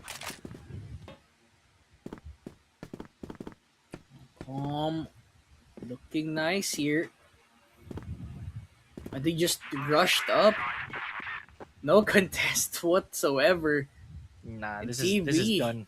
yeah, it's done and dusted. I feel like Yamu is just gonna try and to get some frags here and there, Yeah. but it's a clean sweep. TB, no contest whatsoever. That's a good Mhm. start for them in this first half. A flawless round for that one here on the side of TB. Once again, just like they know, gotta take that control room very, very early. Here Ooh, we go. good headshot. And I feel like they've already locked and sighted on where the next team is. Yes. Okay. Look at that. Oh my goodness. Is that triple kill? It's a double. It's a very good double right there on the side of Elcom. But again, he did start off. I remember he did get a very, very substantial frag a while ago. So 3-1 here. Alyosha left to deal with this trio right here. He's got to keep the head down. Ah, Head down, but again, the offense is a little bit too strong for CUEK here. Try a refresher, perhaps, but TB gaining dominance here on Blacklist. again, dude, we just talked about how locker room should actually be a focal point here that you have to be careful with. But you see how brave, you see how determined our players to actually go for any sort of challenge right there in the locker room. Entrance is covered once again. If I'm gonna be really honest here, I think this is red. Is Penjahat or Penge? I'll call it Penge. I call it Penge. Sorry guys, we don't want to have to butcher that IGN. Sect it. Keeping his head down. Gotta take it slow here, Doc. It's a pretty difficult name to pronounce too. So Ooh. ooh, okay. I mean, no frags out though for Mhm. any of these guys, but I feel like they're just baiting rotations here for the side of TB, but that doesn't work out. The Mhm. picks up a frag here. Brownie trusting the aim, trusting the entirety of this stall right here. And it actually paid dividends. Now let's see. Oops. Oh, Okay. 1 for 1 here, Doc. 1 for 1, and they're heading out to B. There's no one contesting at all. Where is the missile? He got blocked out. The flank from behind from Jangar. Being able to get two. Third one perhaps might be the closer here, and Jangar gets a triple. Man, all of that build up just for once again TB to go in for a swift rush, man. I'm telling you, it's insane. And we thought that they were actually going to be stalling for a little bit longer, man. You saw how the clock winded down super long before all of that, and we did hear a thunderclap of the snipe to no avail. To no avail. There was one, and again, That's that right there. It's Brownie, dude. another frag from Brownie, but they have to stop, I guess, the rest of the offense here. And 14's working out. The flags are working out for TB as well. Like, they're getting the initial frag, but they're never getting the closer here, Pika. Yes, exactly. Which is the most important part, man. You could go for the first pick, but if that doesn't close the round for the victory, then yeah, it's gonna be a bit of a problem. Here we go. 1 minute and 30. Locker rooms once again completely stacked. I would say so. A little bit of rotation. Jangar a while ago. Okay, just with confidence. By the way, I think I have to put that word out there for Jangar. Mm. Full on confidence to head on this site. Right? Elcom. Does he try and commit this time, Jangar? Looking for a potential flanker out here. No one's around the area too, so he could very well just walk up and not get contested in this sight line. This Penjahat, they're all rotating now. They're going to B instead. They're going to Mm-hmm. A in missile. Oh. That's awkward. Where is Moo? He needs to get this hold down. The missile. Oh, they know where he is. They're Oh, gonna yeah, try and bomb rush really obvious him. attempt right there. Here we go. Moo just able to hold the fort twice in a row now. But again, And the time pressure flash. here, man. Time pressure. CUEK over here, ladies and gentlemen. Finally A little bit recovering. more of a challenge, Doc. Yeah, and it's not more than Yeah. 30 seconds left. CUEK were able to be quick and validated their defense there on B. They forced them to rotate on only one player was there. But that one player made so much impact, they were not able to head into sight. That's crazy. You gotta hand that to Mo, right? For all that. Now here we go. Just like we know, Mo is once again the point person here near the missile. With Alyosha as backup here. Again, right through the smoke, just a bit of straight fire, just to hold the opposition aback. Just a bit of stall. Rotations again for TB as they head into vent. Probably might get surprised here as Brownie usually isn't. No one Vents. from no one from Global Risk would ever dare heading into vents Ooh. early, and they benefit from it as well. TB, it's a 3v4. They are nowhere near this B site. As CUEK, they're draining their numbers one by one. Yeah, forget the objective right now. They don't have the authority yet to go for that plan. TB needs to be way more careful here. Now they're slowly adding up the frags, and the gap is shortening. However, not a lot of help to work with here. So, okay, here we go. Contact, beautiful work. Now it is a 1v3, so it's Penge who does have to be a bit more. Okay, never mind. A bit more cautious. I was gonna say, I'm sorry for getting cut, but there it is. Brownie with the proving us just how effective this still is today, man. I mean, not meta relevant, but in the hands of a good pilot, it's a good weapon of choice. I mean, when you first open the game, I wouldn't buy anything else but the Like you, I know back in the day they gave you 50k gold, and the first thing you ever buy, it has to be an Like, It has to be. I know there's a rank requirement for it. I think we need to be like 3 bar triple triangle for it in order to at least get the But the flank, Alyosha, a bit awkward, Oh. so to say, able to get the one. Where's the second one right Heavy behind them? bleeds. That's on. Yeah, there we go. Able to get the secured kill. Penjahat able to get one. It's 2v3 now. Make it a 2v2. They have sight lines for B, but they need some utils to at least let them cross. That's right. Here we go. Oh, last player remaining here on the side. Oh, never mind. Okay, it had to happen. It had to happen. TB had to go for that very important push and the momentum to keep on their side before the switch. Man. Okay, that was intense. That was really intense. And look at the scoreline. It's almost the same. It's been the same a couple of times already in our series. 3 6-3s at the end of our first half.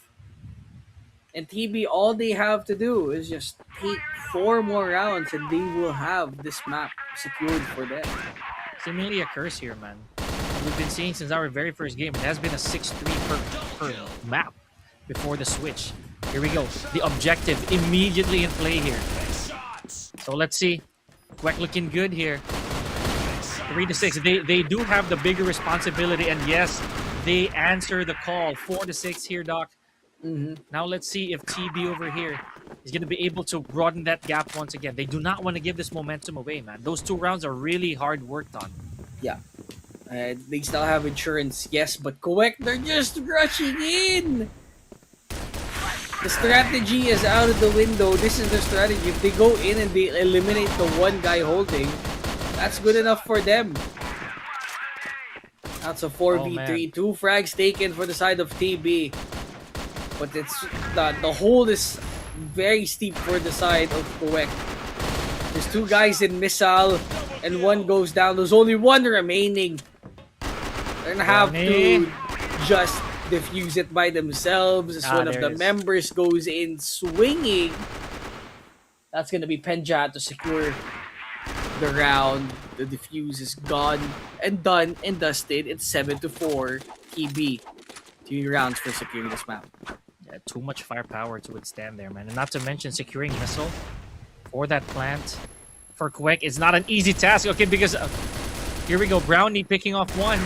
I'm gonna hold my thought a little bit later. Here we go. 3-5 so far. CUEK is not allowing the smother here on the side of TB. Not going down without a fight just yet. Oh, but he gets shot right on top. Penja has no idea where he was. It's all left to McRae. That's going to be a 5-7 now.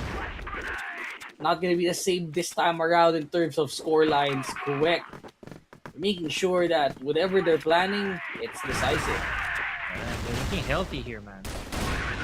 Much healthier than previously. Woo! Here we go. Brownie once again with the entry. Oh, man. It had to be like that. It had to be like that. Oh, they are in trouble here. TB, 4-4. Now they have to keep their heads a little lower here, man. I think they're overextending quite a bit.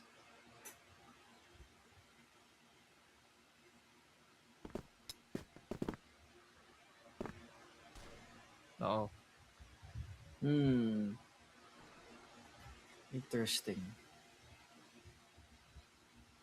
Yeah, nothing really to take note here. They're too close. They're too close at hand, man. They cannot thwart off this slow burn. There's a little bit of damage here. Or rather, yeah, basically it's 1-for-1 a while ago. Never mind. Contact once again. 3v3 and Penjahad over here does take a huge amount of damage here.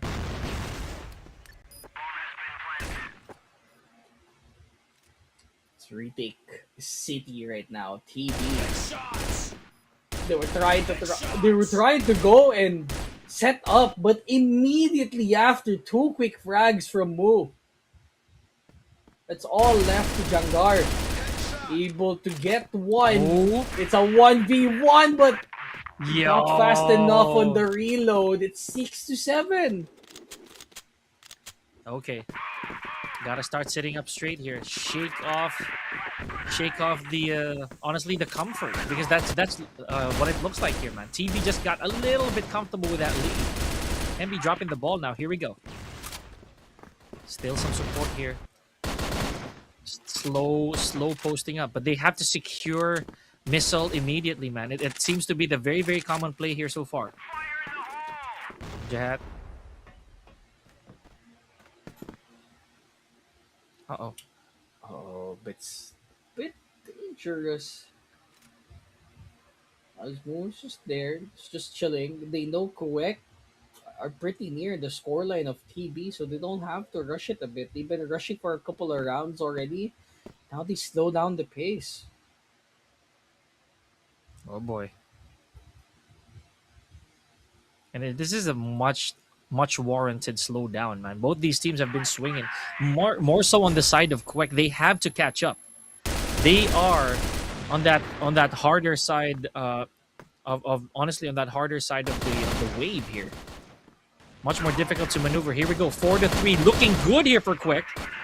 Last 2 players here on the side of TB. Make that 1. Well, Cobb's nowhere else to run. It's gonna be a tie ball game now. CUEK and TB, they're both in striking distance here. Oh boy. 7-7. It's not to say that the OT possibly might happen here. It's gonna be the first time in a while we've seen the golden round or the OT, so to say. I think we've had it during qualifiers as well. I think we had a couple of instances of OT. It's not going to be a surprise here too, by the way that these two teams are actually going blow by blow when it comes to rounds. That actually might happen. 1 minute and 45 to go, and both these teams not dropping a single player just yet. McRae keeping tabs on Locker. That smoke is about to run out, so it's going to be a very quick flush in there as soon as vision is no longer obstructed. Okay. Still pretty balanced here. We're gonna have to try and force out some rotations for TB, but majority of them are holding in B. A tough Ooh. hold to consume here. Makrai is ready for any of the peaks that might happen here in Soda. Still nothing, Less man. than a We're minute down to to less left. than a minute here, but we did have a little bit of contact. Alyosha taking so much damage from that one encounter. Here we go. 40 seconds to go, and no objective play here yet, Doc. Yeah, but now they're finally going in. It looks to me that TB and CUEK are butting heads. Moo and Alyosha are very low. Brownie as well. But look at the time. The time has to be ticking down. Missile is under siege. Makrai, they have to chase up in Missile, but the plant's already heading onto a good nade. Popcorn, in fact. Jangar will be the last man standing. Check on stairs. Gets the peak here. And Seknet secures the round for CUEK. They're finally 1 point ahead of TB here. The first time in the series.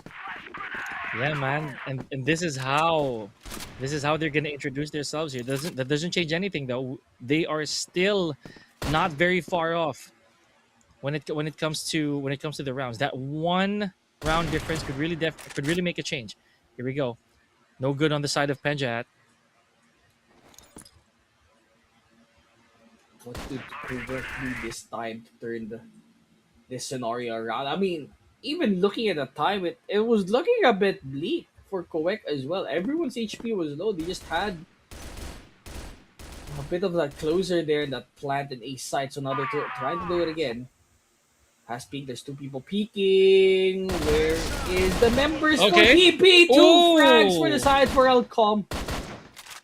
And they shut them down immediately. TB. Okay, I'm pretty sure this is one of those moments where they had to really stand up, shake them hands a little bit, right?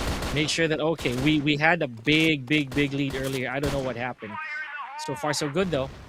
TB's waking up. They do not have a single casualty on their side just yet, and there are only 2 players remaining here on the side of CUEK. They do have the advantage though of going for that plant.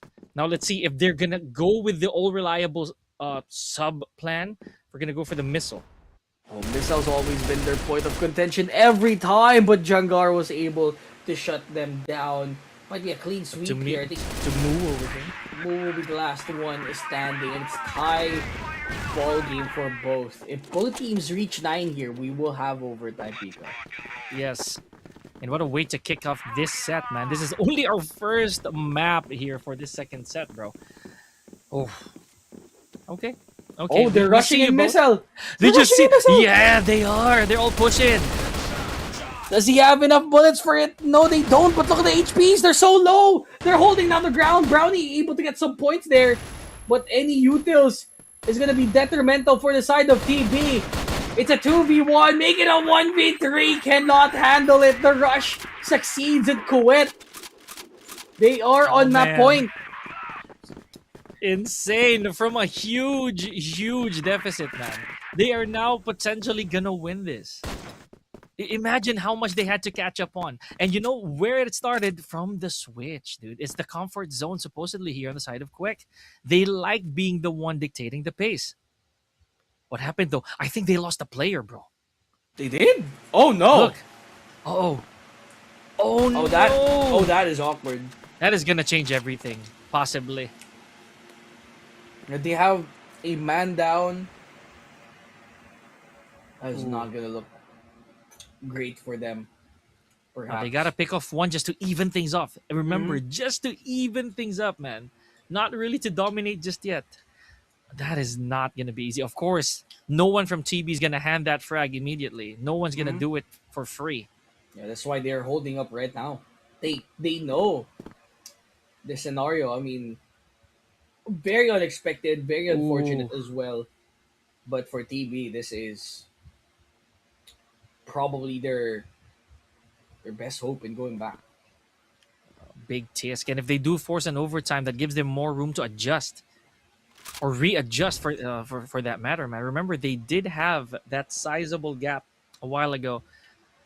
Just so happens that, oh man, now look at this. They're Destiny, man. forced to hold up, man. They're waiting for someone to make that fatal mistake here on the side of TB. No, they can't. They can't. They have to be the one to enact because they're the ones down. TB. They just need to hold. If they hold, yes, it goes 9-9. We will have overtime, folks. But if they don't, and CUEK takes this in a 4v5, it's unprecedented. But it's gonna be a cool one at that. Less than And 30 left. and they did, Doc. Like I said, they just need to narrow down the numbers a little bit. Oh, but an immediate return here. Yagar! No 3v3. Okay, frags! Wait, it's a 1v3! 2v2 now. They got the plan down. It's a retake scenario. They get the one, but they know where the last guy is, Oh. Mo. In a 1v1, doesn't let that No go. way. And we will be going to overtime, folks. what just happened here for Quick? They had it, man. They had it. And all of a sudden, oh, unexpected problems, man. But you know, it Okay. doesn't change anything, Doc. We are headed to overtime. No matter the population, it boiled down 9-9. Ah, Mm-hmm. goodness gracious. I mean, these two teams are neck and neck, probably the same, right? I wouldn't say that they're both performing at the same level, but there are a bunch of circumstances that happened that turned it this way. But it could have been a 10-8, Pika. Yes. There was a world that could So have been close, like man. it was so close. I mean, in a 4v5, I would have ultra glazed them. I would have been crazy. Yeah, I know you were about to say it too. Yeah, but in a different universe, that was a 10-8. Yeah. That would have been a 10-8. Oh, but again, that is the nature of it all. Because I'm pretty sure deep down, Quick also got shattered, bro. Like they did also feel that pressure of not having a singular player on their side to kick things off. The plan just got ruined.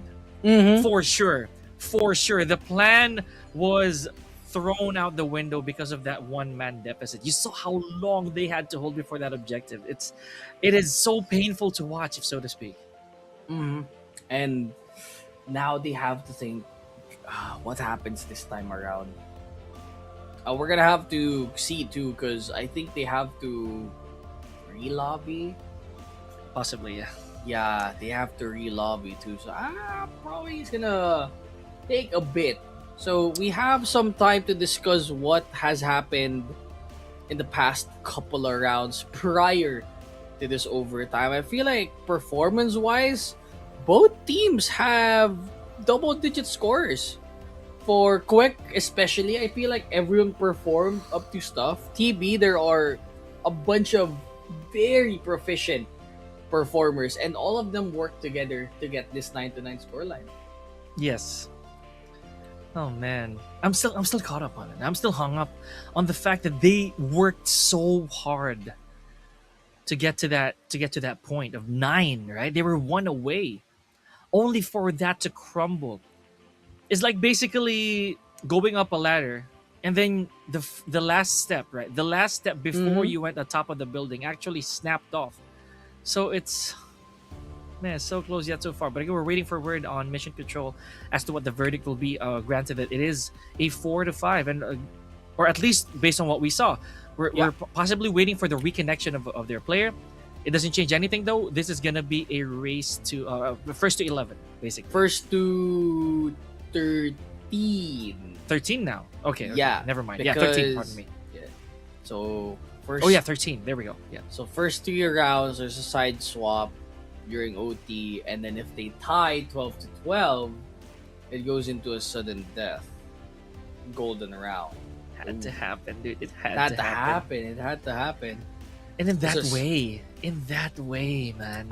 I mean, if I was CUEK, I would have been like, man, Irate. If there was one person there, that would have been our map.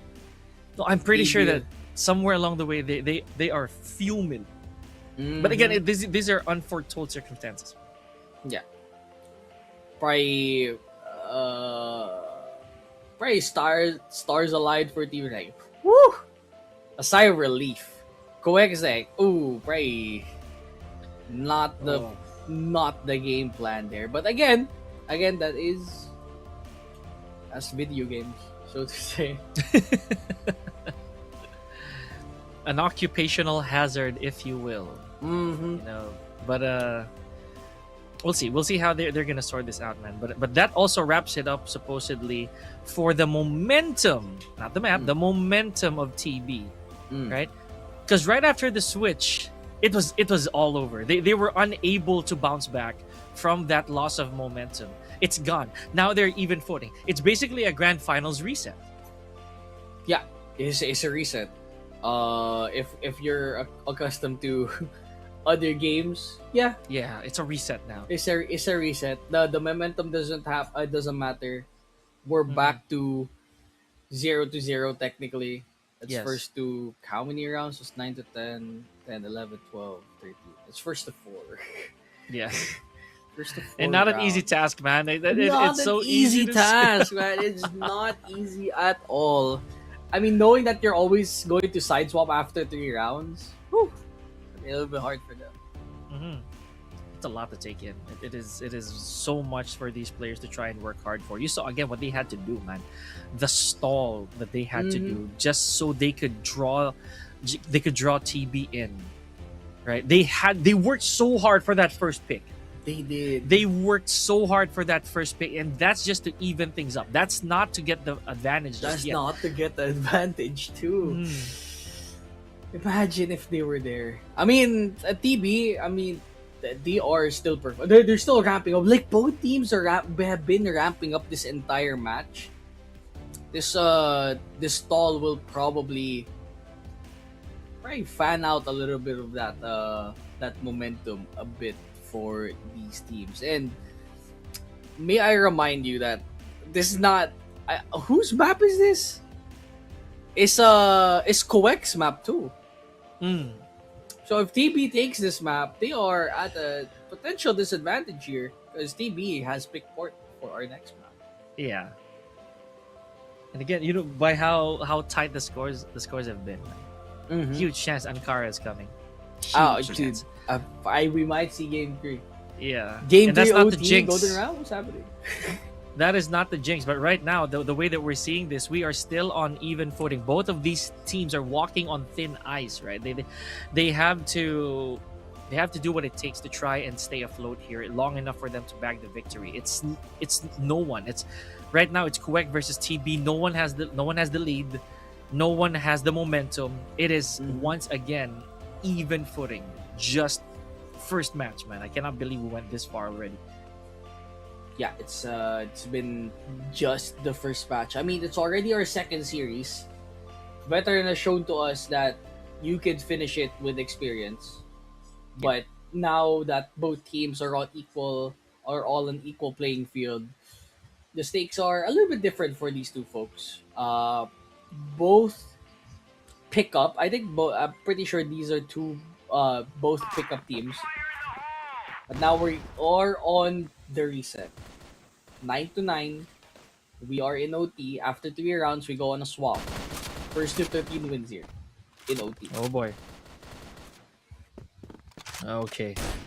Now we do have a complete squad here, so could be a very, very different complexion. I believe it was Jimby that disappeared earlier. I could be wrong here, but now we're gonna try to do that same exact plan as we wanted to earlier.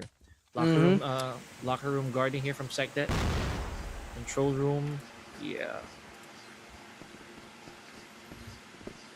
They're just holding a little Pop that bit here. smoke. I mean, TB is playing with the C4 in hand. CUEK are playing on hold. So different play style perhaps for the folks. And I think this is the round that TB Mm. particularly do like to play compared to a while ago. Yeah. CUEK holding not their forte. Let's see if this happens differently this time. Ooh. R3Z. Don't forget to one Okay. set the rate. Okay, so far so good here. Once again, both these teams just justifying as to why this is a perfect match so far. Less than a minute to go. Oh, it's another trade here. 3v3 2. Nope, nope. Second's still alive. Now he is gone out for the count. 2v2. He is gonna be up in contention. 1v1 now. Alyosha is the only one left standing. Makrai has the health advantage. 30 seconds left. C4. Nowhere close to where he is. He might just stay in B. But he doesn't know where Alyosha is. Gets Yeah, found here we out. go. Okay, 16 seconds to work with. But again, the objective is already in play here. All that McCray has to do here is just burn the clock. It's doing good so far. 17 seconds left and Alyosha not able to retaliate. Chibi, they get the first round. Oh boy. Oh boy.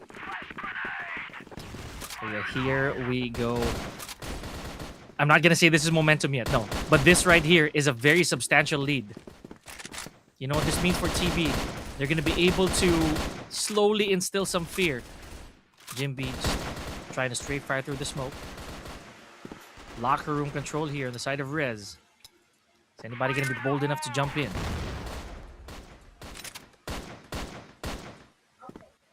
Probably not. I mean, big stakes now for CUEK in terms of just holding TB. Bit of pot shot, sector. Tag has to back off just a little bit. Now, both players are playing very passive. Mm. No urgency at all. They're playing it safe. They're playing calculated. And for very good reason, man. This is too close of a call for them to try and risk anything. 10-9. They don't want to force another overtime here. Again, TB. They did reclaim what they once had. A lead. A lead. Funny enough, here we go. Good pick off now. Trades on trades. 3v3. TB. HP's not on their side. A good nade can chunk out the members here. But it doesn't get all of them at least. Less than a minute left. But they do have the C4. A miss and whiff on the sniper for TB. Might cost them the round. Brownie's the only one left. But they're able to recover here. Another round for TB. Oh, man. Okay. TB. Once again, they have to close this out convincingly, man. This has to be a very, very strong finish here on the side of TB. Should they not have lost any of those rounds, if you think about it? We're going to go back and play a little bit of blame game here. But should they not have lost those rounds, this would have all been over. But remember, it is the switches. It is those switches that really changed the entire predicament here on the side of TB, man. Remember, that's when they lost the lead. Holding this lead again. It feels like the lead is falling right outside of place. You'd want them to recover for CUEK. But TB, momentum is on their side. They have to hold a little bit though. That they do. That they do.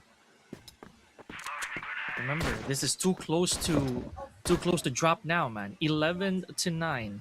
Just a couple more crucial pushes. Look at that. Nothing different here. We're still looking at the same locker room control. We're still looking at the same control room post up. Okay, here we go. They finally retaliated again for CUEK. TB. Prior rotation is in due here. Possibly go missile, I think. Better play this time. No one's actually holding missile. This should be a quick rotation onto missile, but they're forcing rotations here. And I think it worked. The rest of the members are rotating to B, but they haven't gotten any kills yet. No frag scene. They finally get one.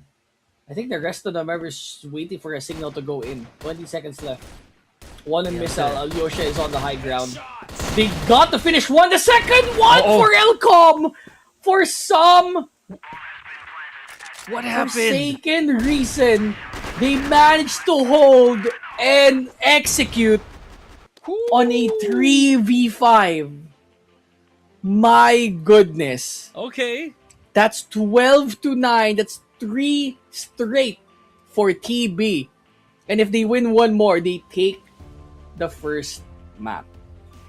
Yeah, we are going the distance here, folks. 12-9.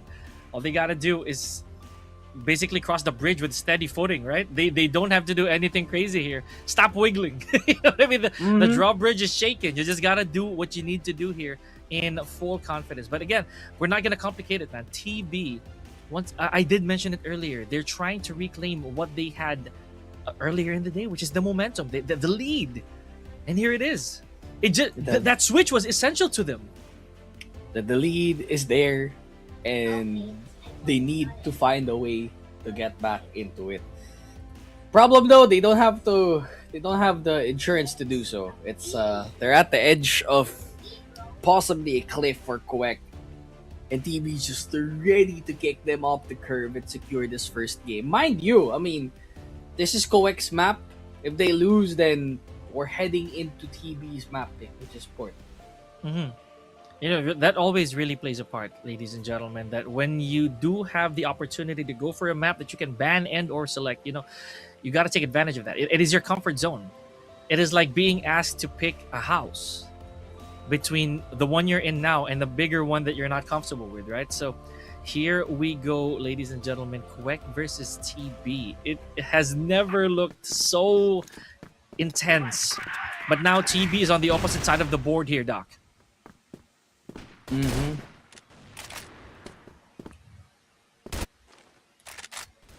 you go. TB on the opposite side.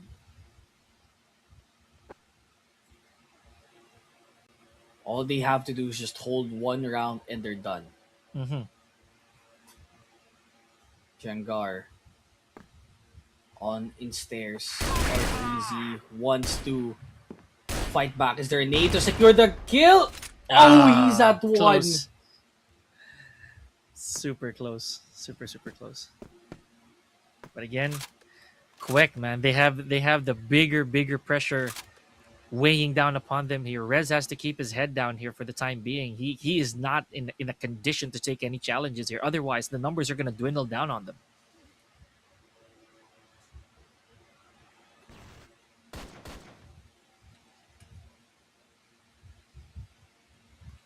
You see how we also have vents controlled here on the side of SecDead, but no one dares peek.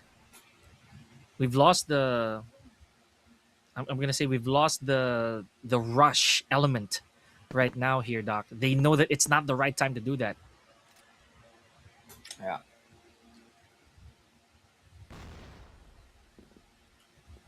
Uh-oh. Yep. Let's see if the blind is going to be good. Yes, it does. Good for one here, at least. There we go. 5-4 here. TB smelling the blood in the water. Blinds make that last two players here on the side of CUEK. 2v4, they're on missile, but they're getting peppered with popcorn. And that, my friends, is it. It's 13-9. TB They take it over to CUEK. OT victory for TARINGBABI. Oh man, talk about a heart pounding first match here. And the thing is, we went into this blindly, ladies and gentlemen. Little to no information about our team and players. Bobby just starting things off with one match that we could say was a little too close to the chest, man. Mm-hmm. Shots heard. TB pulling a spear right into the throat of CUEK. They know what has happened here. They took that opportunity and they ran straight to the map number 2. It had to be the Insane. case. It had to be the case because now it is up to Bobby to continue that. Maybe now they have a feel of how CUEK actually plays, right? So there's a huge chance that this time around, okay, we're not gonna walk on water just like that again because we know we're going to sink. If we try to do something a little too over our heads, we might lose the momentum once again because they did, man. They actually did lose the momentum entirely. Yeah. The reset, though. Momentum. Yeah. Mm. The reset, it doesn't. I don't think they ever lost that momentum after that time. And Yeah. it feels like after that, after the 4 rounds, I'm like, okay, I think they're just the better team in terms of that OT. Maybe CUEK collapsed there in terms of, let's say, just holding, but TB had all the answers this time around. And despite the probably the length of that match altogether was pretty long, mind you, compared to our previous matches a while ago. It was still pretty entertaining to say the least. Like both teams performed on what we didn't really expect to. I think I expected one team to completely dominate over the other, but it didn't really happen up until in OT. Yeah, it's one of those possible cases of it ran out of steam, so to speak, right? Because it was all right until it got a little too close. So maybe I don't know what rituals or whatever it is that Bobby actually had to do to gain that confidence back. Not to mention the pacing was a bit different there. They did not 100% stall, but they did not go for the full push entirely. So it it just makes sense that Bobby realized that, okay, we did make those mistakes. We're just gonna try to rectify them now, and this time not give them a single round to work with, because that's when it Mm-hmm. all started. Yeah, they couldn't work. That was, I think, one of the most important factors in that OT was CUEK didn't have any rounds to spare in Yes. terms of OT. If they had at least one round, I feel like they would have had a chance to regroup. But no breathing room at all given to TB, to CUEK. TB just mauled them from the OT. But up to that point, CUEK and TB were on equal footing the entire time. Both Yeah. teams traded blow for blow, different strats every time. A lot of sick highlights for Secta, I'm not gonna lie here. Same, man. I completely agree. But to me, the biggest problem I felt that faced a CUEK over here was the fact that they were super overwhelmed during the first half, and it was a lot more difficult than we would actually lead on, because the fact that CUEK they were smothered before those small bits and pieces, those small rounds after the switch. They had to work extra carefully there, right? It wasn't easy. Because remember, during the switch, it was at 6-3.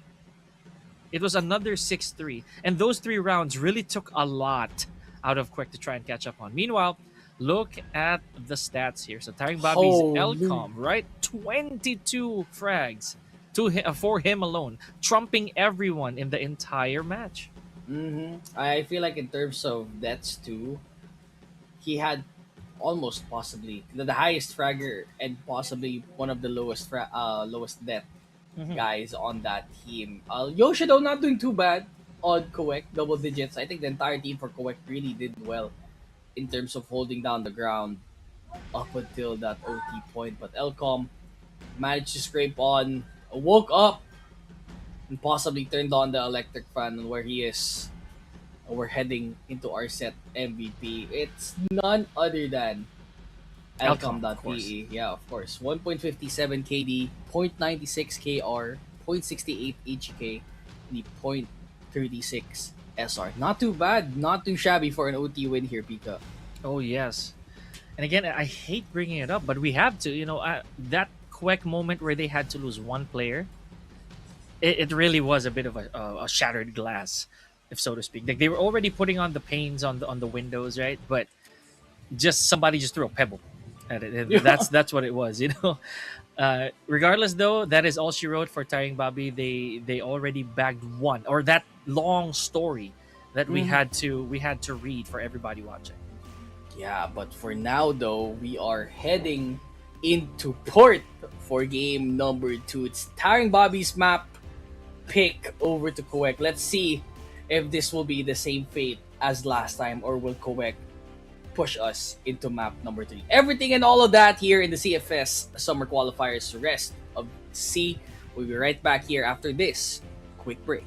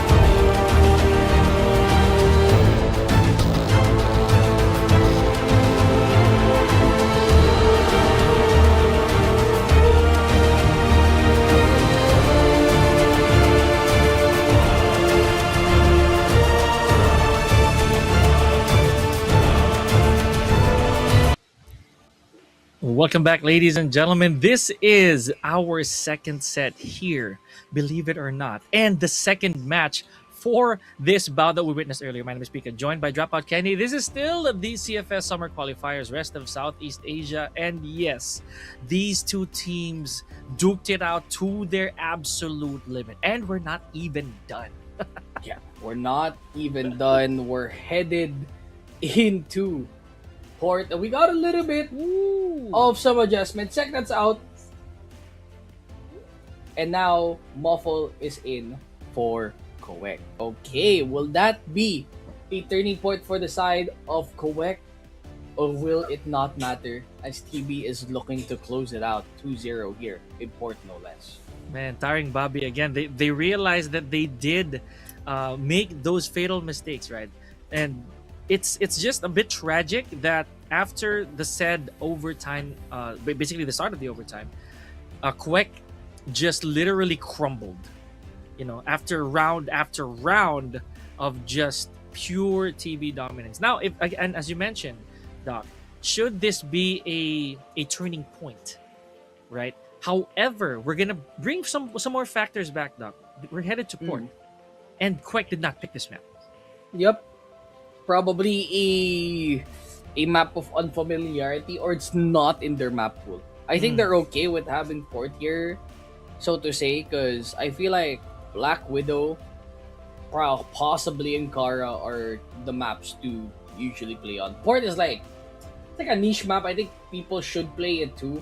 I think the only reason why I'd consider it as a niche map, probably because not a lot of people like to play on this map. But it's not to say that there are some pros and cons to it. Pros, there's a long A, and the cons, there's also a long A holding back both you attacking and defending at the same time. So it's gonna be fun on this map in particular, especially the snipers. The snipers will have a field day here.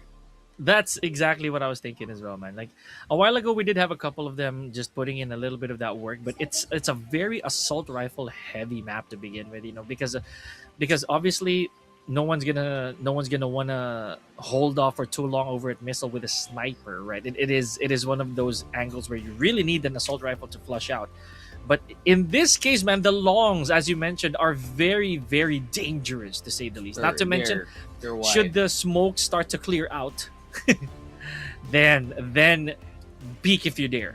Yeah, it's a sniper. It's a sniper party at this point. I mean, there is like a one. There's like a 1 second gap there between CA, on that weird bodega spot before that A site pops up. There's like a second before they can react. So if you all just go there at the same time, I feel like you'd be fine. But more likely than not, I feel like there's only one person that you need to station there on that A spot. But there you go. Port, potential last map for TB and for CUEK. This is the first point for them before we head over to Ankara potentially if they win. We had to say it. There goes sniper already, right? We're already peeking from the perspective of Brownie, and that's one on the board. Previous MVP Elcom falls victim.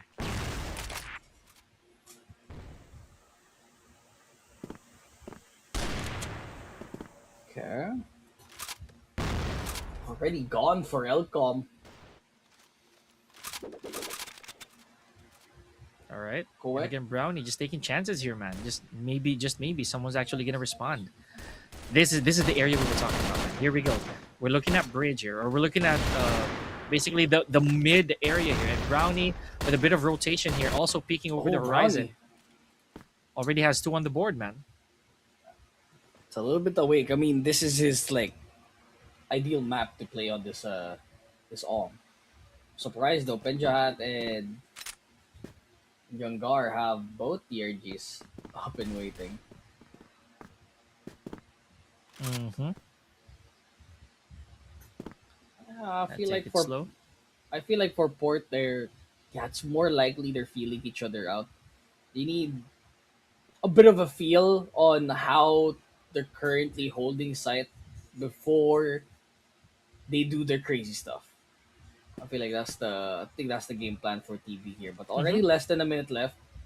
Jangar, no spots at all. He has a little bit of a sick peek here for R3 No. Zeno. Currently a 1v3.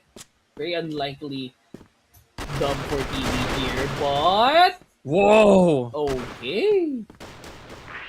Oh, good Okay, try though. good try. Good try. Django tried to peel out of there, but he just took a little too much damage, and none of the factors for that round was actually going to swerve to his side. He was still down by numbers, down by the clock. No way he's also going to go for the objective. Here we go. And remember, we did have a switch of roster here, so Moffle right there still get to name on the get to have a frag on the board here.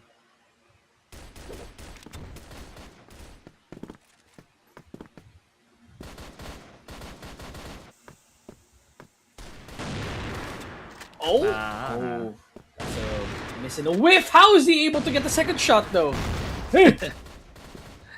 Magic. That's what it is. They just right through the gaps over here. Good vantage point right there on the side of Brownie. Once again, a very familiar scenario here. Brownie able to pick off one. And as we know, the thunderclaps are slowly going to add up here for the teams. They have to be very careful. Oh, but a return fire. Sniper per sniper. And that's what we were talking about a while ago, Doc. Said Oh. perspective. If you overstay your welcome, it's gonna start to hurt. Here we go. TB though, Oh. dwindling the numbers down 3-3, and Moo has no health to work with. Yeah, but they're predicting there's at least someone there holding an A. They need a couple of smokes to cross. Oh. Good wall bang. Flash grenade. I don't know if that's for his teammate or not. Rez. R3Z around the area. Playing. Spamming. And Penjat is the last person standing with the pistol out and able to recover 1-1. Same scenario again from last map. 1-1 is always the scoreline.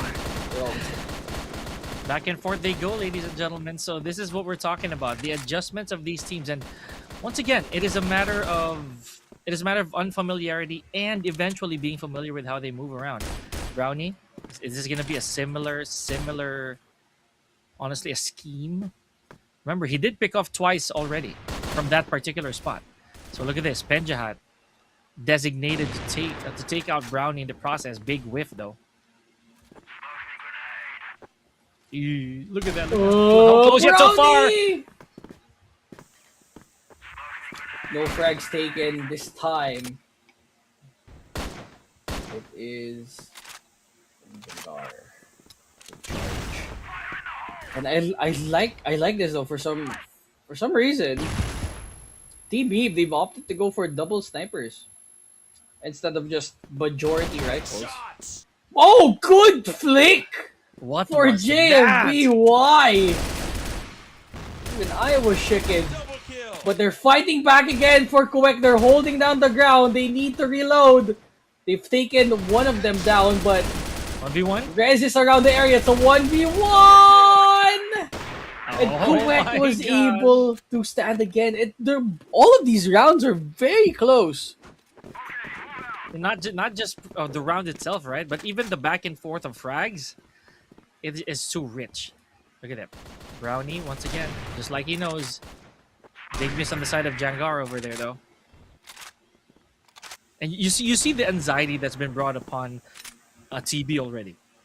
The fact that they have to go for a double snipe stack means that Brownie did his job well. For sure. Jangar, even with initial picks, you still need to secure this round. Good flash! And that frees up so many kills for CUEK. That's huge. And all that Moo needed was just wait up on the utils. Good play. That was huge. The fact that he had to push through that flash as well was just something. Here we go. Brownie. Still untouched. The big gun is still at large here. Here we go. 4-2. What is TB gonna do here? Not looking good. But still, this is just a 2v3. Very, very solvable situation.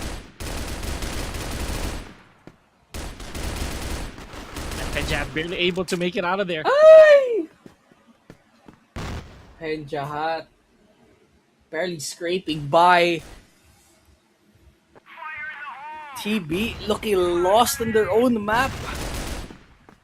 CUEK, I love how they're holding here. Yeah. Even despite being down, they're still very aggressive when it comes to getting these picks. Less than a minute now. And this is super crucial, man. I'm telling you. 35 seconds to go. No objective in sight. It's up to Jangar right now if he's gonna go for that push. I'm pretty sure there's already some information. There it is. Jangar does have the C4, but the flick was no good. Oh, CUEK takes it one more time here. No bueno. Fortunate, but does happen. TB down 2 rounds here. CUEK looking strong in the second map. Good nades though for TB. Able to chuck a significant amount of HP from CUEK side. He tries to go amidst the blind. McCry over here, evening things up. Far so good. Elcom has to get out of dodge. 4-4. Once again, you know, it's been such a back and forth here, Doc, that once again, the objectives are not paid attention to. Or there's really no way, no room here for TB to try to go for that plant. There's always one person defending. It's so hard to hold too. So you might as well just try it. Go for eliminations, but What? that's a sick headshot. Now they can try and go for a post plant. Yeah.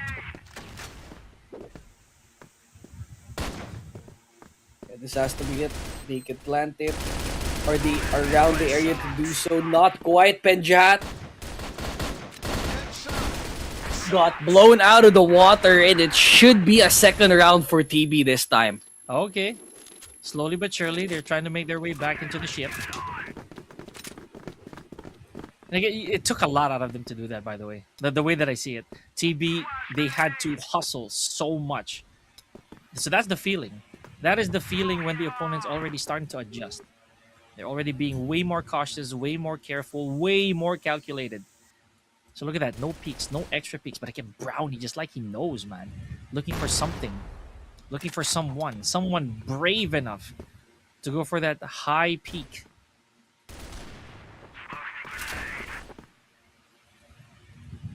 The high points here. Too high, perhaps. Brownie. Nope. No shots found there. Ah. Okay, this time I think that Brownie's being tested. You know, it stopped working, by the way, a few rounds back, right? So Yeah. Brownie has to come up with a much different approach here amidst everything. Slow peaks here from Moo, no good. Alyosha. None of these teams not giving away any information. The damage on the side of Brownie, though, that's pretty big. You know what that means? He can only survive one encounter, and that's it. They're right. And Cubby, and they started bursting out, mind you. Yes, they only need 1 second to go and pass around the area. Brownie eliminated immediately. They need to get this post plant down and ready. Elcom with another one. Uh-oh. C4 not with them though. Yes. Elcom. Basically a pinch away. Here we go, though. And Jangar, even with full HP, fell victim to Rez. Elcom has nowhere to go. Oh, the C4's on top of that spot. He cannot get it. He has to win by elimination now. There's no way out of it. And Yeah. CUEK takes advantage. Huge pressure, like I said, man. TB, now they got to pick themselves up. The conditions were not really falling into their favor here. This is also the big detriment that I'm talking about, Doc. Maybe the lack of objective here is just making things a little bit easier for CUEK because there's no reason for them to rush.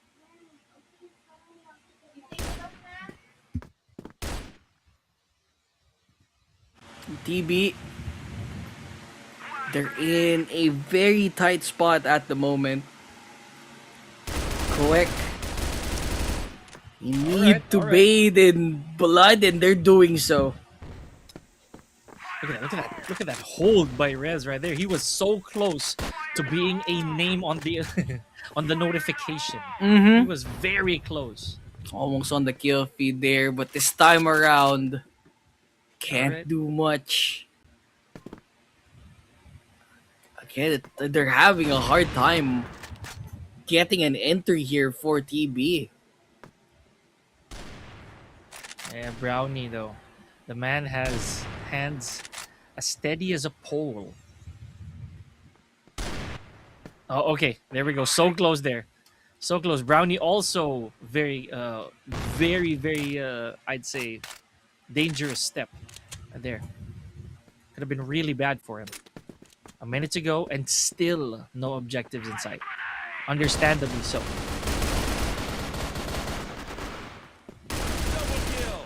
Okay.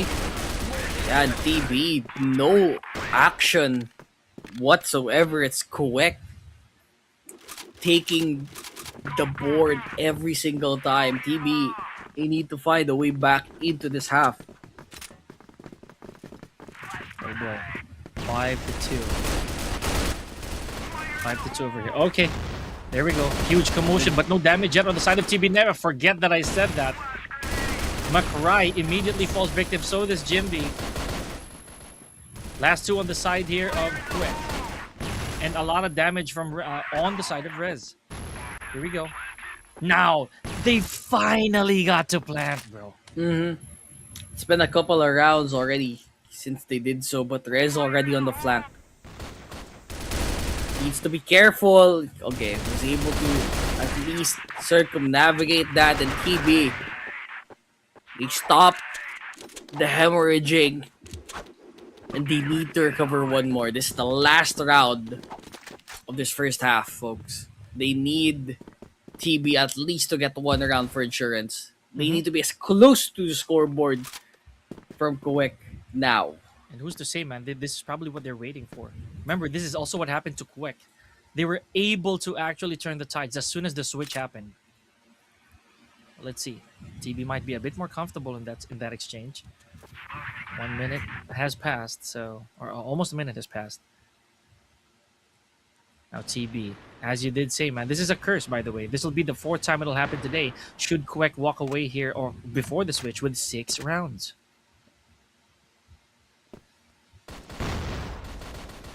Oh, bunch of utils popped off.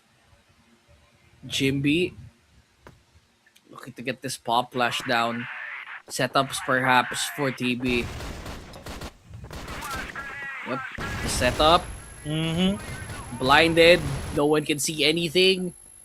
Rez looking to get this flag down. Penjahat not able to get the frag. Somehow CA is open. That's sad. They need to rotate somewhere. Jimby's alone. Oh, but Jimby's around the area! Triple kill for JMBY! They need to check CA and they recover. Moffy's the only one left, but everyone is there for TB. JMBY! What a clutch! That was what they needed, man. They needed that. A small flank that resulted in 3 immediate frags. Oh, that has gotta hurt. That has gotta hurt on the side of CUEK, man. They had 3 in one zone right for the picking. Oh, that is sad. Like I said, now they're rushing. Yes, CUEK. now they're shattered. The TB, they're kind of phased. Yes, they won the round, but they're immediately caught into the crossfire here. Or now not. it's a 3v3 retake. Jangor and the rest, they have to rotate now. Jimby is stuck. Penjahat, they have the spot to do so. It's a 2v3 now. Brownie, 2v2. 1v2 now. Now it's a 1v1. Jangor doesn't get the clutch. And CUEK wins that round. That was too Fast close. play. Okay, that was too close. That was a little too close. I thought for a fact that CUEK would actually crumble, right? A big boulder on top of them after that. It's huge. You know, that is definitely going to the highlights, man. JMB right there, JMBY, however we could read it. That was very substantial. That broke the curse, man. We did not go to a switch here of 6-3. No swap. No same scoreline. It's completely different now, but CUEK, they are the team to beat here. They have insurance. 2 rounds, TB. They've done this once. They can do it again. Uh-oh.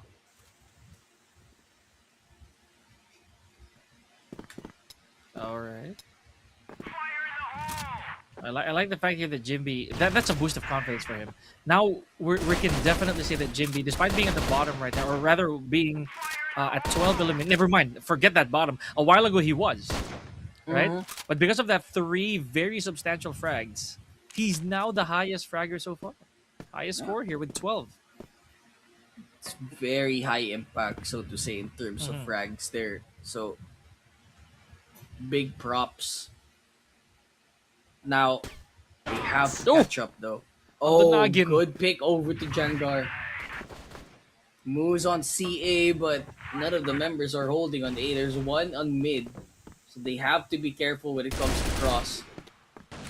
Oh, Mo's able to get one. It's a 3v3 now. Big commotion there on stairs. It's a 1v3. Penjahat very far away. Oh my goodness, CUEK though. Okay. And Info with the foul, full, though. Yeah, man, and this is a full health bar here that he can work with. Slightly blinded. Gotta be careful. Is that gonna do damage? Not. Yes, oh yeah, just by a little bit. But no, too much firepower and manpower to deal with. The CUEK now 7-4. TB on the back foot. There's 3 rounds left for CUEK to secure, or Ankara will be what's going to be in store for the both of us here, Pika, as well for these two teams. Again, no jinx here.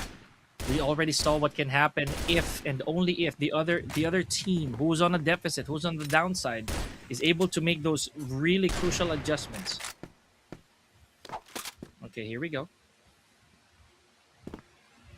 Brownie and Penjahat. No duels here so far. Yeah, Brownie's had enough of that, by the way. He has had enough of that. He don't want to go for it anymore. I don't think his scoreline has moved ever since. Yeah. Has to play a little bit safer this time, but Brownie... Never mind. Yeah. is able to take down Penjahat.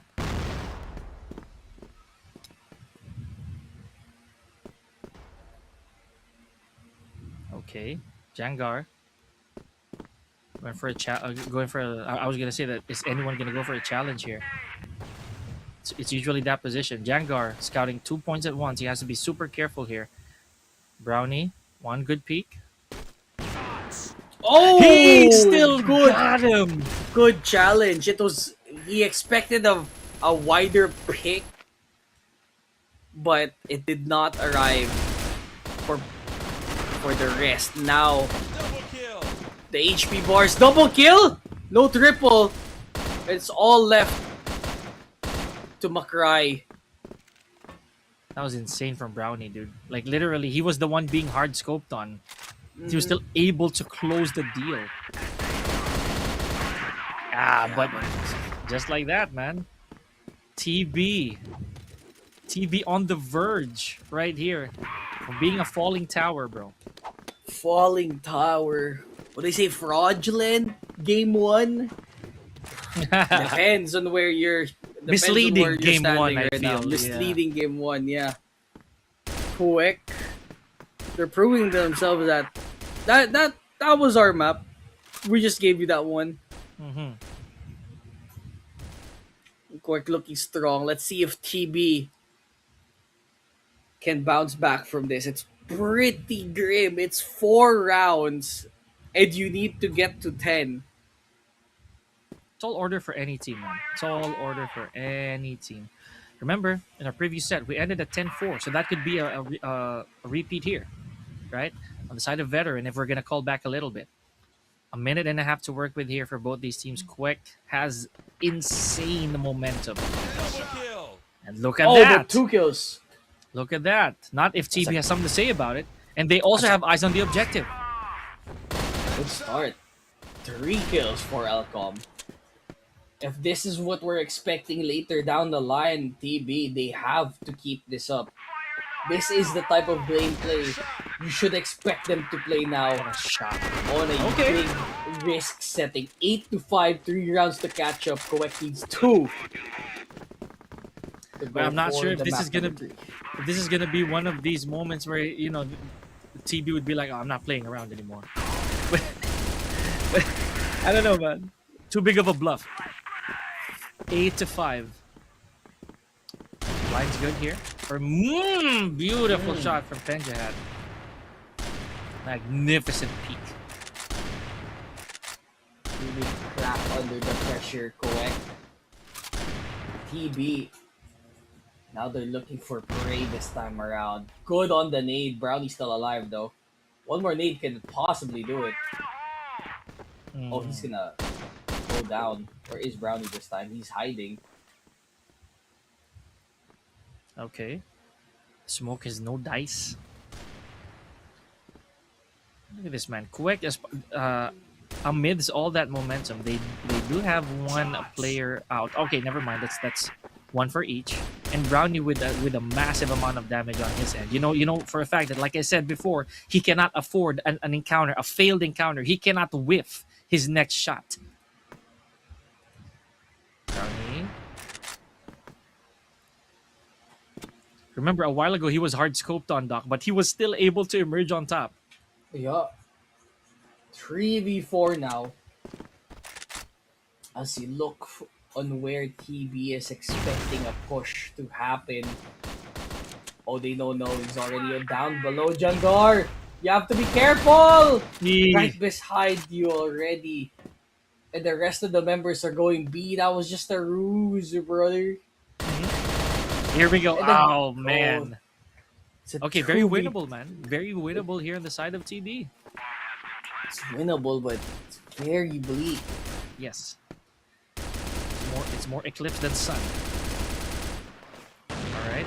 We hear a lot of fires, but no one's falling just yet, guys. Here comes the retake. Good push. Double assaults. The wide swing, wide peak. Good flash. And the nade gets him. It's a 1v1 now. 14 seconds left. They have to find the last guy. They're gonna have to rush in. Oh, and he gets it! There's time! TB! Oh, Awakened from their slumber. It's 6-8 now. 2 more to tie. TB. They are relentless. Dude, it is one of those, how did he survive that moment, right? Already pre-aimed and everything. Oh, look at Brownie, though. Hold that thought. Brownie took significant damage from that nade. Very significant damage. Here we go. Some blinds here on Alyosha. Man, TB needed that. 100%. They needed that. That was a morale booster for them, bro. Yeah. And to say that CUEK didn't go back to just rushing says a lot. Yeah. Now they have to respect the opponent. It goes without saying, right? It's common logic. They have to. But at the same time, they can't afford to hold back a little too much. They have momentum. That's still 2 rounds to work with, bro. And they also have the bomb. So if they're able to at least pick off one, I'm pretty sure that's going to be the template here. Pick off one, go for the plant, hurt them even more. Okay, I'm going to get out of there. I remember what happened last time, says Jangar. Yep. Not a good.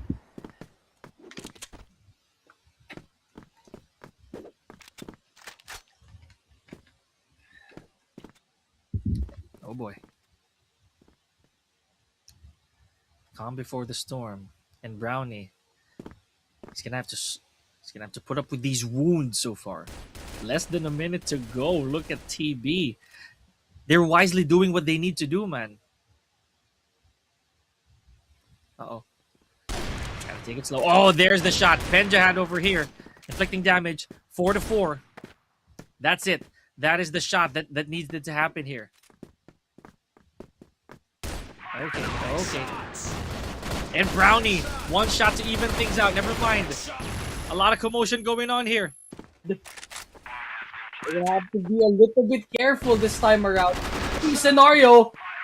But now they can swap to rifles. Do they play with it? Not Ooh, quite, Jangar! He risked it all. Now he swaps to the HK. It's a double pick off, but it doesn't matter. Ah, potential map point here for CUEK, ladies and gentlemen, and 3 rounds to grind on the side of TB. Not good at all, man. I'm telling you, a while ago it was doing so well because they held off their end of the deal. They had to burn the time. Yeah, they had to burn it, but did not happen Too this time long. around. Now CB, TB, they have a chance, but it has to go through OT. That's the only way we could let TB walk away here scot-free 2-0. All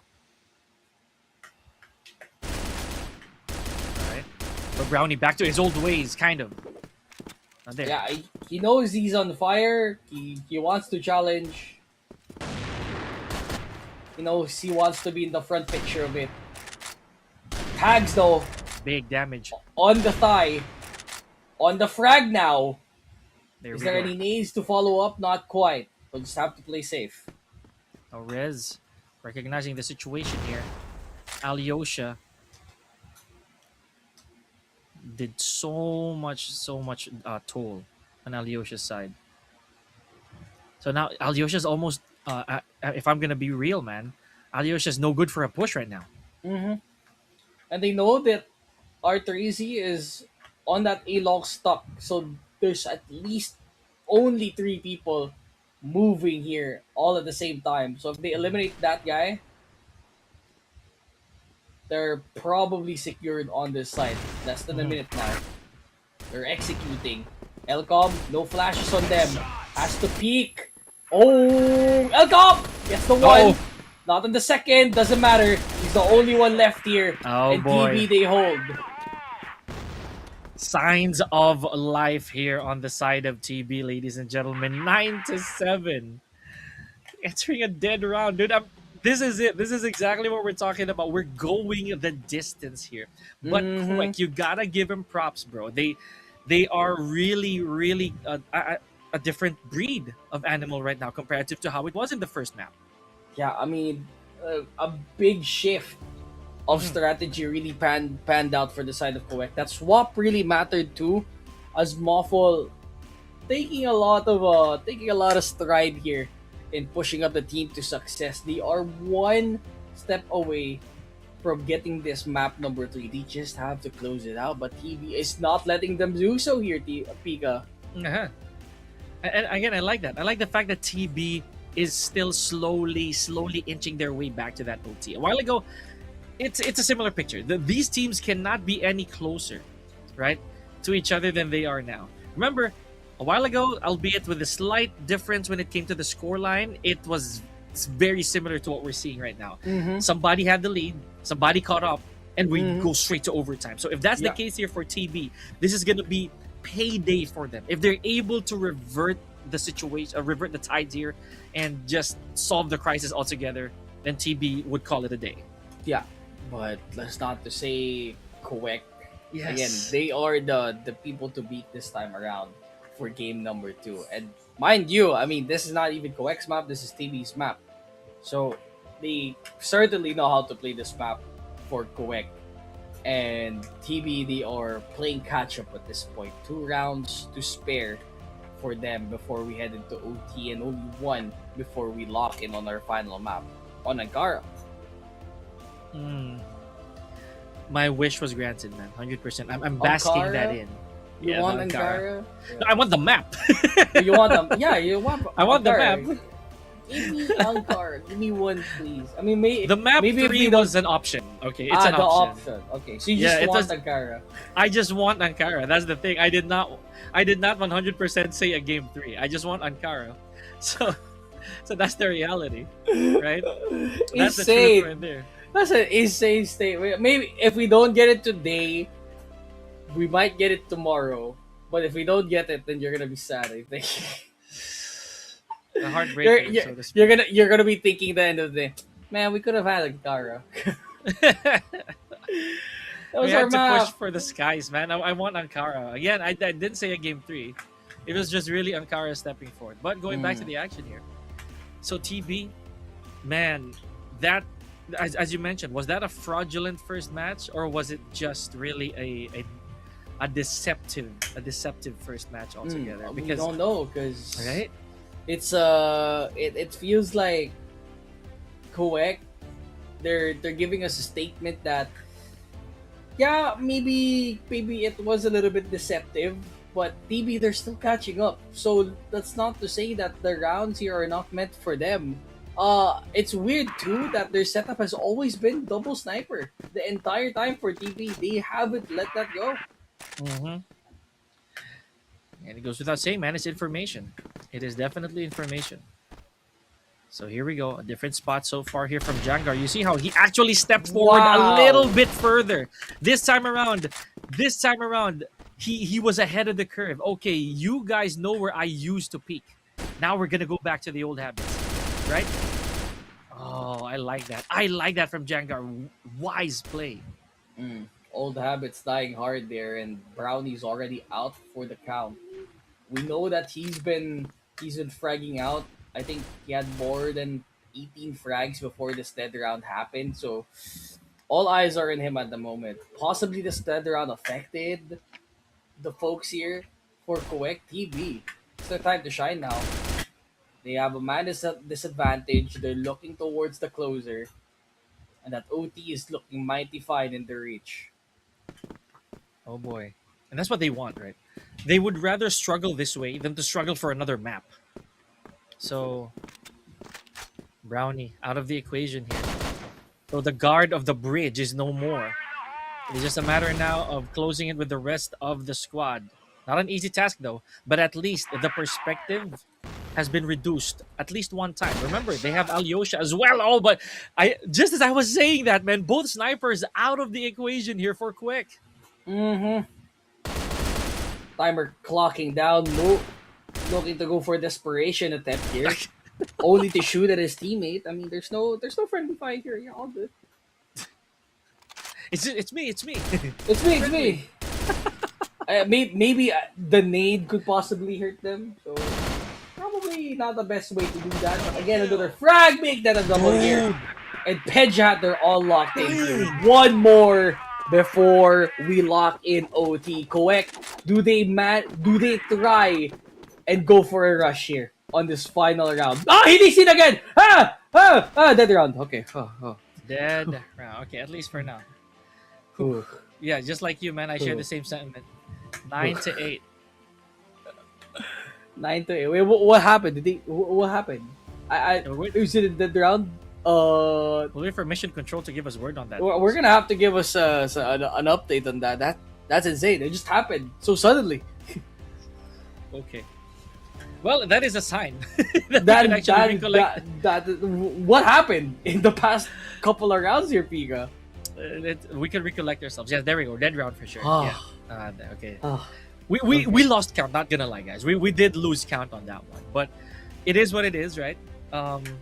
And flawless round on the side of TB right there. Not a single drop of manpower. Mm-hmm. That's I think performance-wise, yeah, I think TB could have taken that like pretty easily. I think the first couple of picks there, the pick over to Brownie was really smart, was methodical too, and Brownie he did expect it, but not at that angle, so to say. So I was surprised for that. Now we have a dead round. What happens here? Do they attempt? There's a couple of options here. Mm-hmm. Immediately as this round starts, do they rush for CUEK? It's a big question mark, man, because what got them that victory, in my opinion, was the balance, right? Because one, they had to take out Brownie immediately off of a very, very unconventional angle, or at least they held that spot for a long time, man. Like TB was able to instill that fear that, oh, okay, we'll be here, right, looking over the horizon, but what if I take a few steps forward? And you're not going to expect that at all. That's exactly what happened. So Brownie was taken out of the equation. Alyosha, having one sniper as well, was supposedly the distance maker, but Alyosha also fell immediately. Therefore, it is going to be a battle now of ARs. right? And it didn't ARs. work. It did not work at all. And now we're in this point. Okay, so since we're on a dead round, it happens here. If it goes to OT, we're gonna be potentially just re-lobbying again. Yeah. Always. It's always like this. But again, that's the beauty of it. Like this esport, like they already considered dead round as part of this like gameplay loop. There's no stopping it. Here we go. What's the equation this time for CUEK? Is it a rush? They're heading into B. Oh my goodness. No, Oh, boy. they're not rushing. They're not rushing. Oh my goodness. Got a 2-3 split here, man. So Brownie, this time around, he leaves the spot. He vacates. Look at that, man. Everybody, a lot of the players from CUEK is flocked in B, bro. And a while ago, they were going for a very good 2-3 split.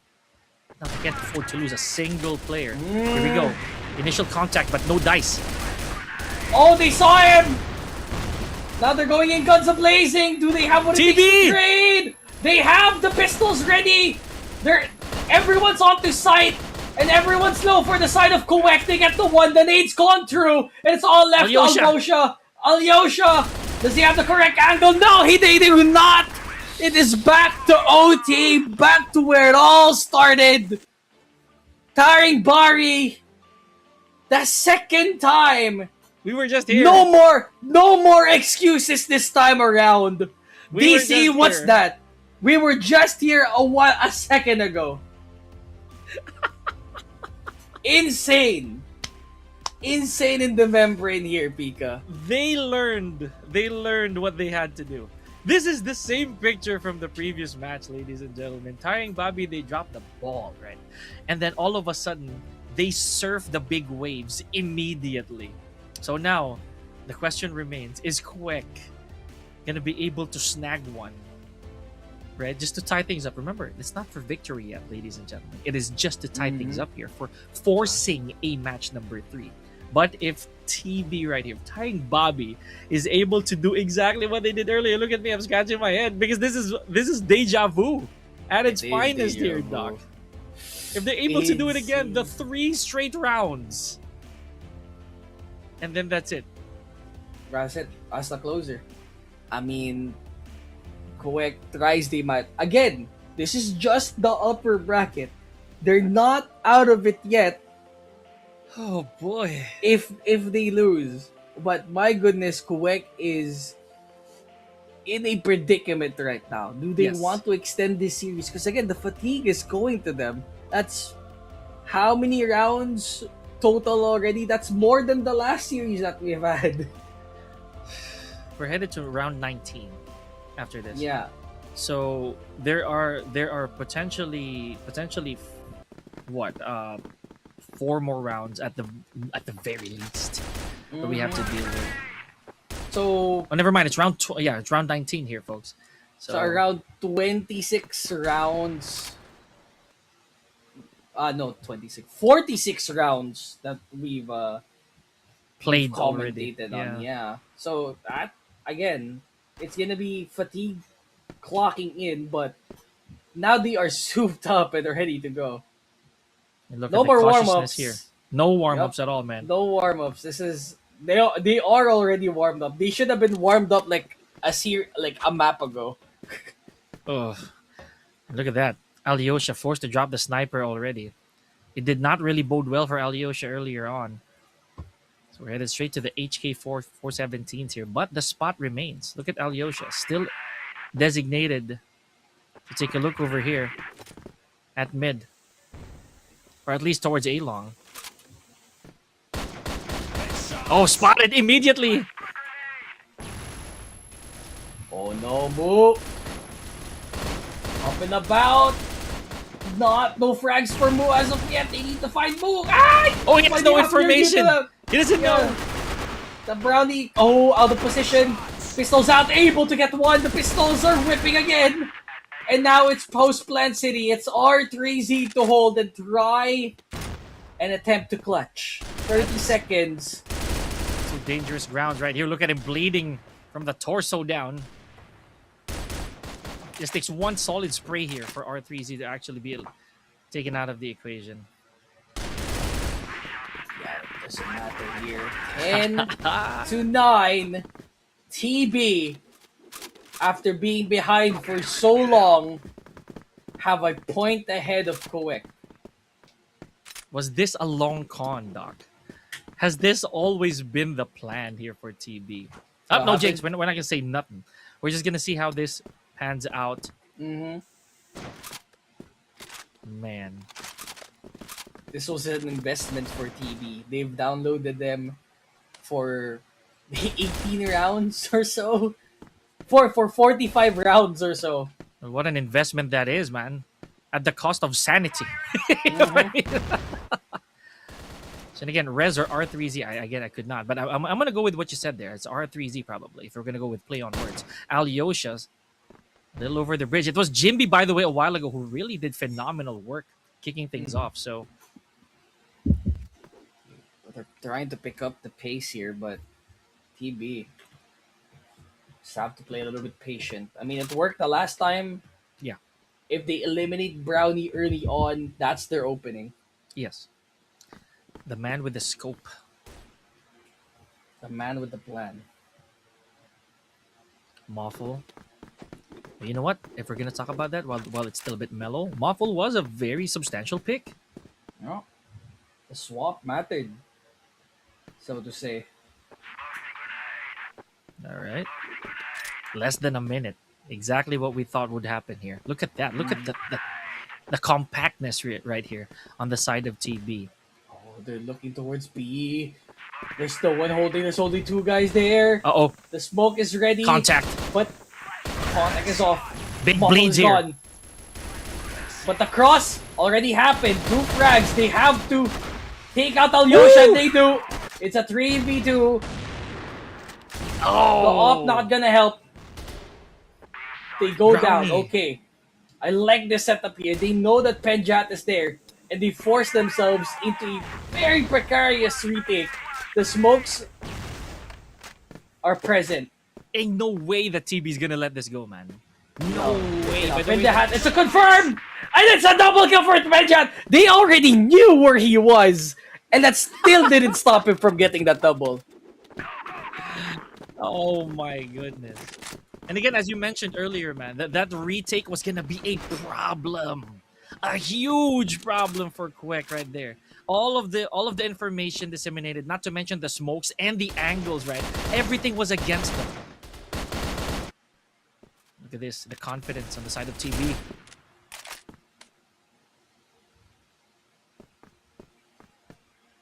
Slow and easy does it.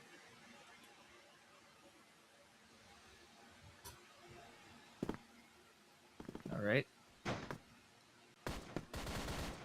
What's the plan here, boys? How are we playing this? Asks TB. Slow, nice and easy.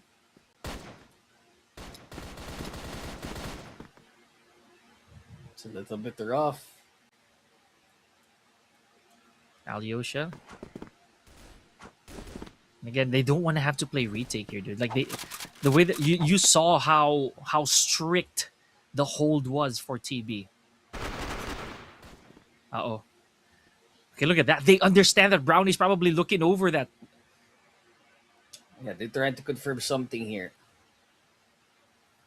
Uh-huh. Tension's building up here. Less than a minute to go. Yep, is this going to be used for information? No blinds, yeah. So Brownie there finds one. Fatal mistake finds 2. Second. 3. The third. Oh my. Keep them coming, says Brownie. Keep them coming. Yeah, they're gonna have to move to site this time around. Uh-oh. But Jimby able to get 1 for his books. Can he get more after this Muffle? Jimby. Oh, does he have info that Muffle's around the area? Does he confirm it? He does! It's Dude, a 2v2! what happened to the lead? It's gone. It's gone. The lead! MT! What lead? And they got the plant in B! Oh my goodness. Insane setup. Your move, quick. Your move. Check on Brownie, bro. We need a Brownie cam now. We need him to cook along with the rest of his member here. Horrible audition. Which is move, but They're on this one angle. They have to let go. It's one kill, not quite. Jinbi! It's all left to JMPY. No, not quite. It's Brownie to hold. It's 11-10. Brownie with a star performing round here on a round number 21. He got Insane. 4 4. from that round. 4 eliminations, man. And it didn't even cost him to bleed at all. So close though. I gotta give Jinbi props for that last hold, right? Because not only were they able to wither down the lead to make it a very close 2-2, but Jinbi was able to stand his ground a little bit there. You know, he was on point. It just so happens that Brownie just had some peak advantage at some point, a very small one. Yeah, a small one at that. But the small window that Jinbi had there on where he got 3 kills off his own as well. I think he got 4 also before he got that. I think so. Yeah, out. he did. He did get 4. Yeah, he got 4K. It just goes to show that the turns can really the tides can turn really drastically if you don't play your cards right. And TB almost stole that round from beneath their boots. Man, and it was such an autopiloted moment, I would dare say, there when Brownie scored 3. Like that first elimination could have been it. It could have stopped there. It could have already stopped there, but they chose to go in at the same timing each and every single moment, right? Like Brownie picked off 1, okay, had to bolt the rifle. Second frag comes in. And not to mention the third even happened. Like I said, it should have stopped at the first, man. Oh, yeah. The moment that elimination happened, okay, guys, pause, you know? Just keep it right there. Someone's already looking. And that was it, right? Oh, we just need to make sure that Brownie is still up and running. Now they're swapping sides. It's gonna be a little bit interesting now. TB is now on global risk. They're the ones holding the site this time around. CUEK are on they're attacking with the C4. Let's see if this side swap matters here. Because for TB, 1. Double up. They just need 1 more before they head on to map and series point. Yeah, what a set this is, man. What a set, bro. TARINGBABI, you guys, slow clap already as early as now. My goodness. But again, that is what we expected from something like this, right? Like, they're gonna be real sweats, bro. Yeah, they are. I mean, mind you, they've been playing for quite a bit already in this course of the afternoon. I think in our time it's already evening. You can see drastically that my face has changed. It's gone from like sunny and then it's gotten a little bit dark now as the day went on. So that's to say that it's been a pretty lengthy day, all things considered. But for TARINGBABI, see if they're able to finish up and clean up this upper bracket and meet potentially the big boss of this upper bracket finals. But again, I cannot say this enough. CUEK can still steal this and force us into Ankara. Man, big possibility. But again, remember that TB, they just have to grasp onto that edge of the sword right there. They just have to make sure that, okay, I have the swing. I just gotta swing it at the right time. You know, otherwise, if CUEK checks them in that scenario, then that's useless. All the efforts have been thwarted aside. Remember, they were the chaser here. They had to chase the lead. Here we go. And the positioning. Brownie, he's back! He's back on the rifle setup, but it's a double sniper setup for TB. They know how this works. Kill Brownie and you win. There's a reason why the TRG is a better weapon than the AWM, but easier said than done. Why Brownie is a menace in the server. Easier said than done. Oh, Brownie did not see that someone already posted up.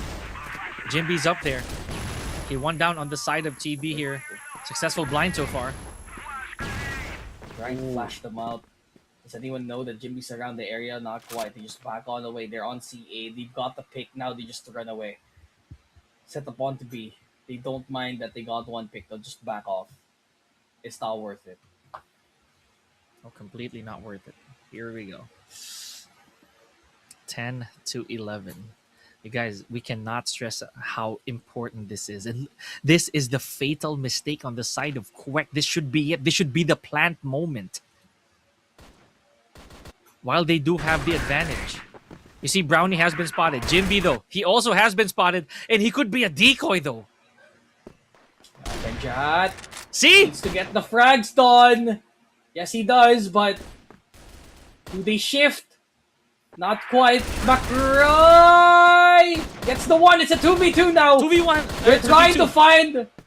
Oh, down to 1v1. Alyosha so low. I knew it. I knew it. I knew it, dude. He was the decoy, bro. He was a decoy. He was playing with their food the entire time there. And McRae was there just to play the fiddle. They knew that Elcom had a better angle there. So they sent out McRae to do his own bidding. And bid that he shall. He got so many people looking and lurking around. TB is on match and series point. CUEK, I knew it. One more. That flank was... That was sick. That was sick. He knew that by flanking and playing decoy, they had to go around and find the flanker. They didn't know that Elcom was so far away. That was so They smart. were too busy. They were too busy. The threat of having someone overlooking this entire zone. Just While someone was under you? yes, Yeah, so much so anxiety. So much anxiety. Jimby, you were worth it. Okay, CUEK. What can you cook with us this time as your backs are against the wall here in this best of 3? You're not eliminated yet. See? Look You at them. want to get a win over in the set. Now they play slow. Second guessing the peaks, bro. This is what I'm talking about. Now they have to be careful. Look at what's happening. Then look around, man. The objective is still on the side of CUEK. Took them a while to actually pick it up too. So Moffle not going for the plant just yet. Oh, Brownie. Uh-oh. Brownie again. Always the guy to chase. McRae. Where's the rest looking at? They need to head over to B now. The rest of the members are here. 40 seconds left. Jimby might be going into a bad spot. It's a headshot. 2v4. And there's one under. It's a 1v2. Jangar. He has to clutch this out, man. 25 seconds and no objective has been made. If Jangar manages to pick one off, that'll be a much easier job. Look at this. No damage on the side of Alyosha just yet. There's the frag. He has to go around. Good damage. Plenty of time right here. Have to reload. But Brownie's around the area here. Yes, coverage! Gets the one. Brownie's low. 20 seconds left. Very low. Has one more reload. 13 HP. He has to go for it. Gets Brownie. the one. Brownie! He gets it! It's 11-12. There's one more. One more and we go into a golden round. Unbelievable. CUEK are still fighting tooth and nail. And they go aggressive for Elcom. They back away immediately. They know there's someone here. They're looking. They're looking for an opening. Elcom, they're flashing. One down. R3Z, able to get the frag. They trade with each other. Brownie is still alive. Oh my gosh, dude. This is so intense. Cinematic. Very cinematic. And again, they're taking so much time for that play. Oh my goodness, Penjat. They took out Moffle. Yes, he but did. Brownie's still alive. He's still the threat on the board. Okay, The lines are round good. ain't over until Brownie's still alive. But Alyosha. Alyosha, so low in HP. It's a 3v4. Do they have the setup ready? They're running out initially in this round. Look at that. Penja had a while ago. He They got manages the to pick frag! one off. But again, Brownie, he's still the man to beat here. Should Brownie be eliminated here, Alyosha will be left in no man's land. Oh! Brownie, though. Now it's Brownie left! A 1v4 even for Brownie. This is too And much. he gets it! Penja hat! 13-11. Close but no cigar for CUEK. TARINGBABI moves on to the upper finals. 11-13. They beat CUEK, and now they'll have their fate decided by veteran. This is not good for my heart, bro. This entire thing. Insane. 11-13. Well, 13-11 if we're going to be more articulate about it. TARINGBABI, dude. Doing it twice in a row. Now we're proven it was not a fluke. It was not a fluke. Part of the plan. It's in the scrolls, if so to speak. Mm-hmm. And what a way to end it. We knew we had to put emphasis on Brownie, but my goodness, TARINGBABI, they needed to shut him down. He was the threat the entire way, and they managed to circumnavigate that all throughout. They managed to tie it up. CUEK was able to fight back, but it was the last round before regular OT ended that we finally got to see our victor here. 3 of for those our frags. second set. My goodness. 3 of those frags at the very last round were from Paranjet, right? Yeah. We cannot stress it enough how imperative it was to take out Brownie, because during that last encounter, should Brownie have been able to be a hunter, should he be able to pick them off one by one, that could still turn. We saw it happen. It has already happened. that was a scenario that TB could not fathom risking, right? So instead, they eliminated all members but Brownie, and Pera was like, okay, you know what? I think I'll save the meatiest one for last. Yes. And that he did, And, right on the chest, bro. Like, Brownie was complete health, like, if I remember correctly. mind you, by the way, that 5 bullets only. Yes. The TRG had 12 bullets, and Brownie was still able to circumnavigate around that deficit. So again, you have to watch out for Brownie. Whoever's fighting in lowers, I mean, Brownie's You the got man a to great beat white there. down there. Yeah. You got a That's great kind white. of dangerous. With 5 teeth. But we're gonna have to look at the replay here. This entire game was situated around if CUEK could come back, and they almost did. This entire game was centralized around Brownie and Co. initiating everything, and everything almost came in place. Dude, again, I cannot stress it enough how crazy it has been. How crazy it has been for our teams, man. Because this is situation after situation. I can't even name one favorite. Probably one of the best was Brownie's triple. Quad, yeah, I was gonna say quad, right? Triple in the sense that they all happened in the span of like 10 seconds, right? But my goodness. All of those skills, man, it piled up. And yeah, for Penjat, There it is. This is it. Bam! he knew what needed to be done, and the stat line was there to explain it. TARINGBABI, Elcom 20, Penjat 21, JB 28. I was gonna say Holy, you know what? Insane, bro. Brownie 28. You know what? And with one If it's frag not- less. With with one death less, rather. With one death So less. if it's not Jimby for MAP MVP, it's Brownie. Unreal, dude. Unreal. What a set this was. Grand finals material-ish, you know what I mean? I only say ish because it could have really gone either way. A golden round would have ensued as well. Yeah. the golden round was there too. Look at the little thing at the bottom. It was gonna be there. You could have gotten a golden round, but not today. One blink and it was already the golden round, ladies and gentlemen.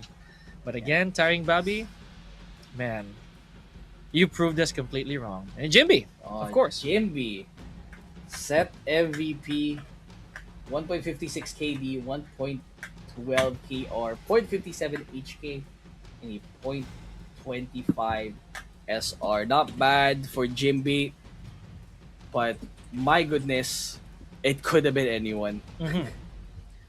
And that's what hurts. You know what I mean? That is exactly what hurts. It hurts not knowing enough, despite knowing enough. You know what I mean? It's one of those. You know, it's a bit of a toying with our emotions, if so to speak. But if not Jimby, I would agree with you. It's definitely Brownie. I can already sense it.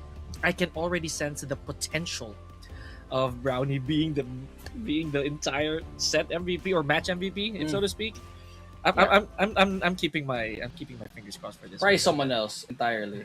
Elcom, of course. We like being proven wrong. Yeah.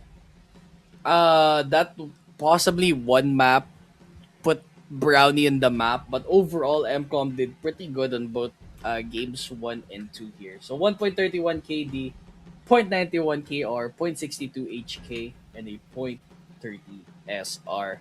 Not too bad for Elcom here, and the boys here in TARINGBABI, they'll be facing the boss tomorrow for that first spot qualification here in Masters rest. In Summer Qualifiers rest of C. It's gonna be fun, actually. What do you think? Very fun. Yeah, it had to be an opposition of both these sets, right? One set had to be dominant, one set had to be close. It's just the balance of life. It's the yin yang of of what the tournament is looking like, honestly. Yeah, I mean, with these guys up in front, it's gonna be exciting on what's gonna happen tomorrow. Do we have a bracket for tomorrow already? Do we Wait have for a Mission show Control, or no? Yeah. We'll wait for Mission Control for that. Oh, here we go. Yes. Yeah. Thank you very much for the The bracket clarification. would be very helpful. Thank you so much, broadcast team. So there you go. So veteran beating ColdBlooded, TARINGBABI beating at CUEK. So veteran and TARINGBABI, whoever wins gets to qualify. And for tomorrow, after that, we have the lower bracket. So ColdBlooded versus CUEK first. Loser of that goes home. Winner of that fights the loser of veteran versus TARINGBABI. And whoever wins that gets to be the next team qualified for Masters Summer. I cannot believe I'm theorizing this, but imagine if TARINGBABI. I'm not gonna say anything. Imagine that. Dude. What Imagine that. But here's the timeline for tomorrow, ladies and gentlemen. So as we did mention, we're going to be seeing ColdBlooded versus CUEK at the very start of our stream, followed by Veteran and TARINGBABI, and we are going to wait for how that's going to conclude when we head to the lower bracket final. This is going to be sick, bro. Surprised. I'm surprised the lower bracket started first before upper, but I guess, I mean, that's not my decision to make. So lowers first, then upper, then lower bracket final here to wrap up our day. But that is gonna be it for today here for day number 1 for Summer Qualifiers rest of Southeast Asia. For now though, we will be bidding you guys do come back tomorrow at 3 p.m. or I think that's 1500 GMT plus 8 for more action here on the CFS page. My name is Dropout Candy. With me is Pika. We'll see you guys for more RoSEA action. See you around.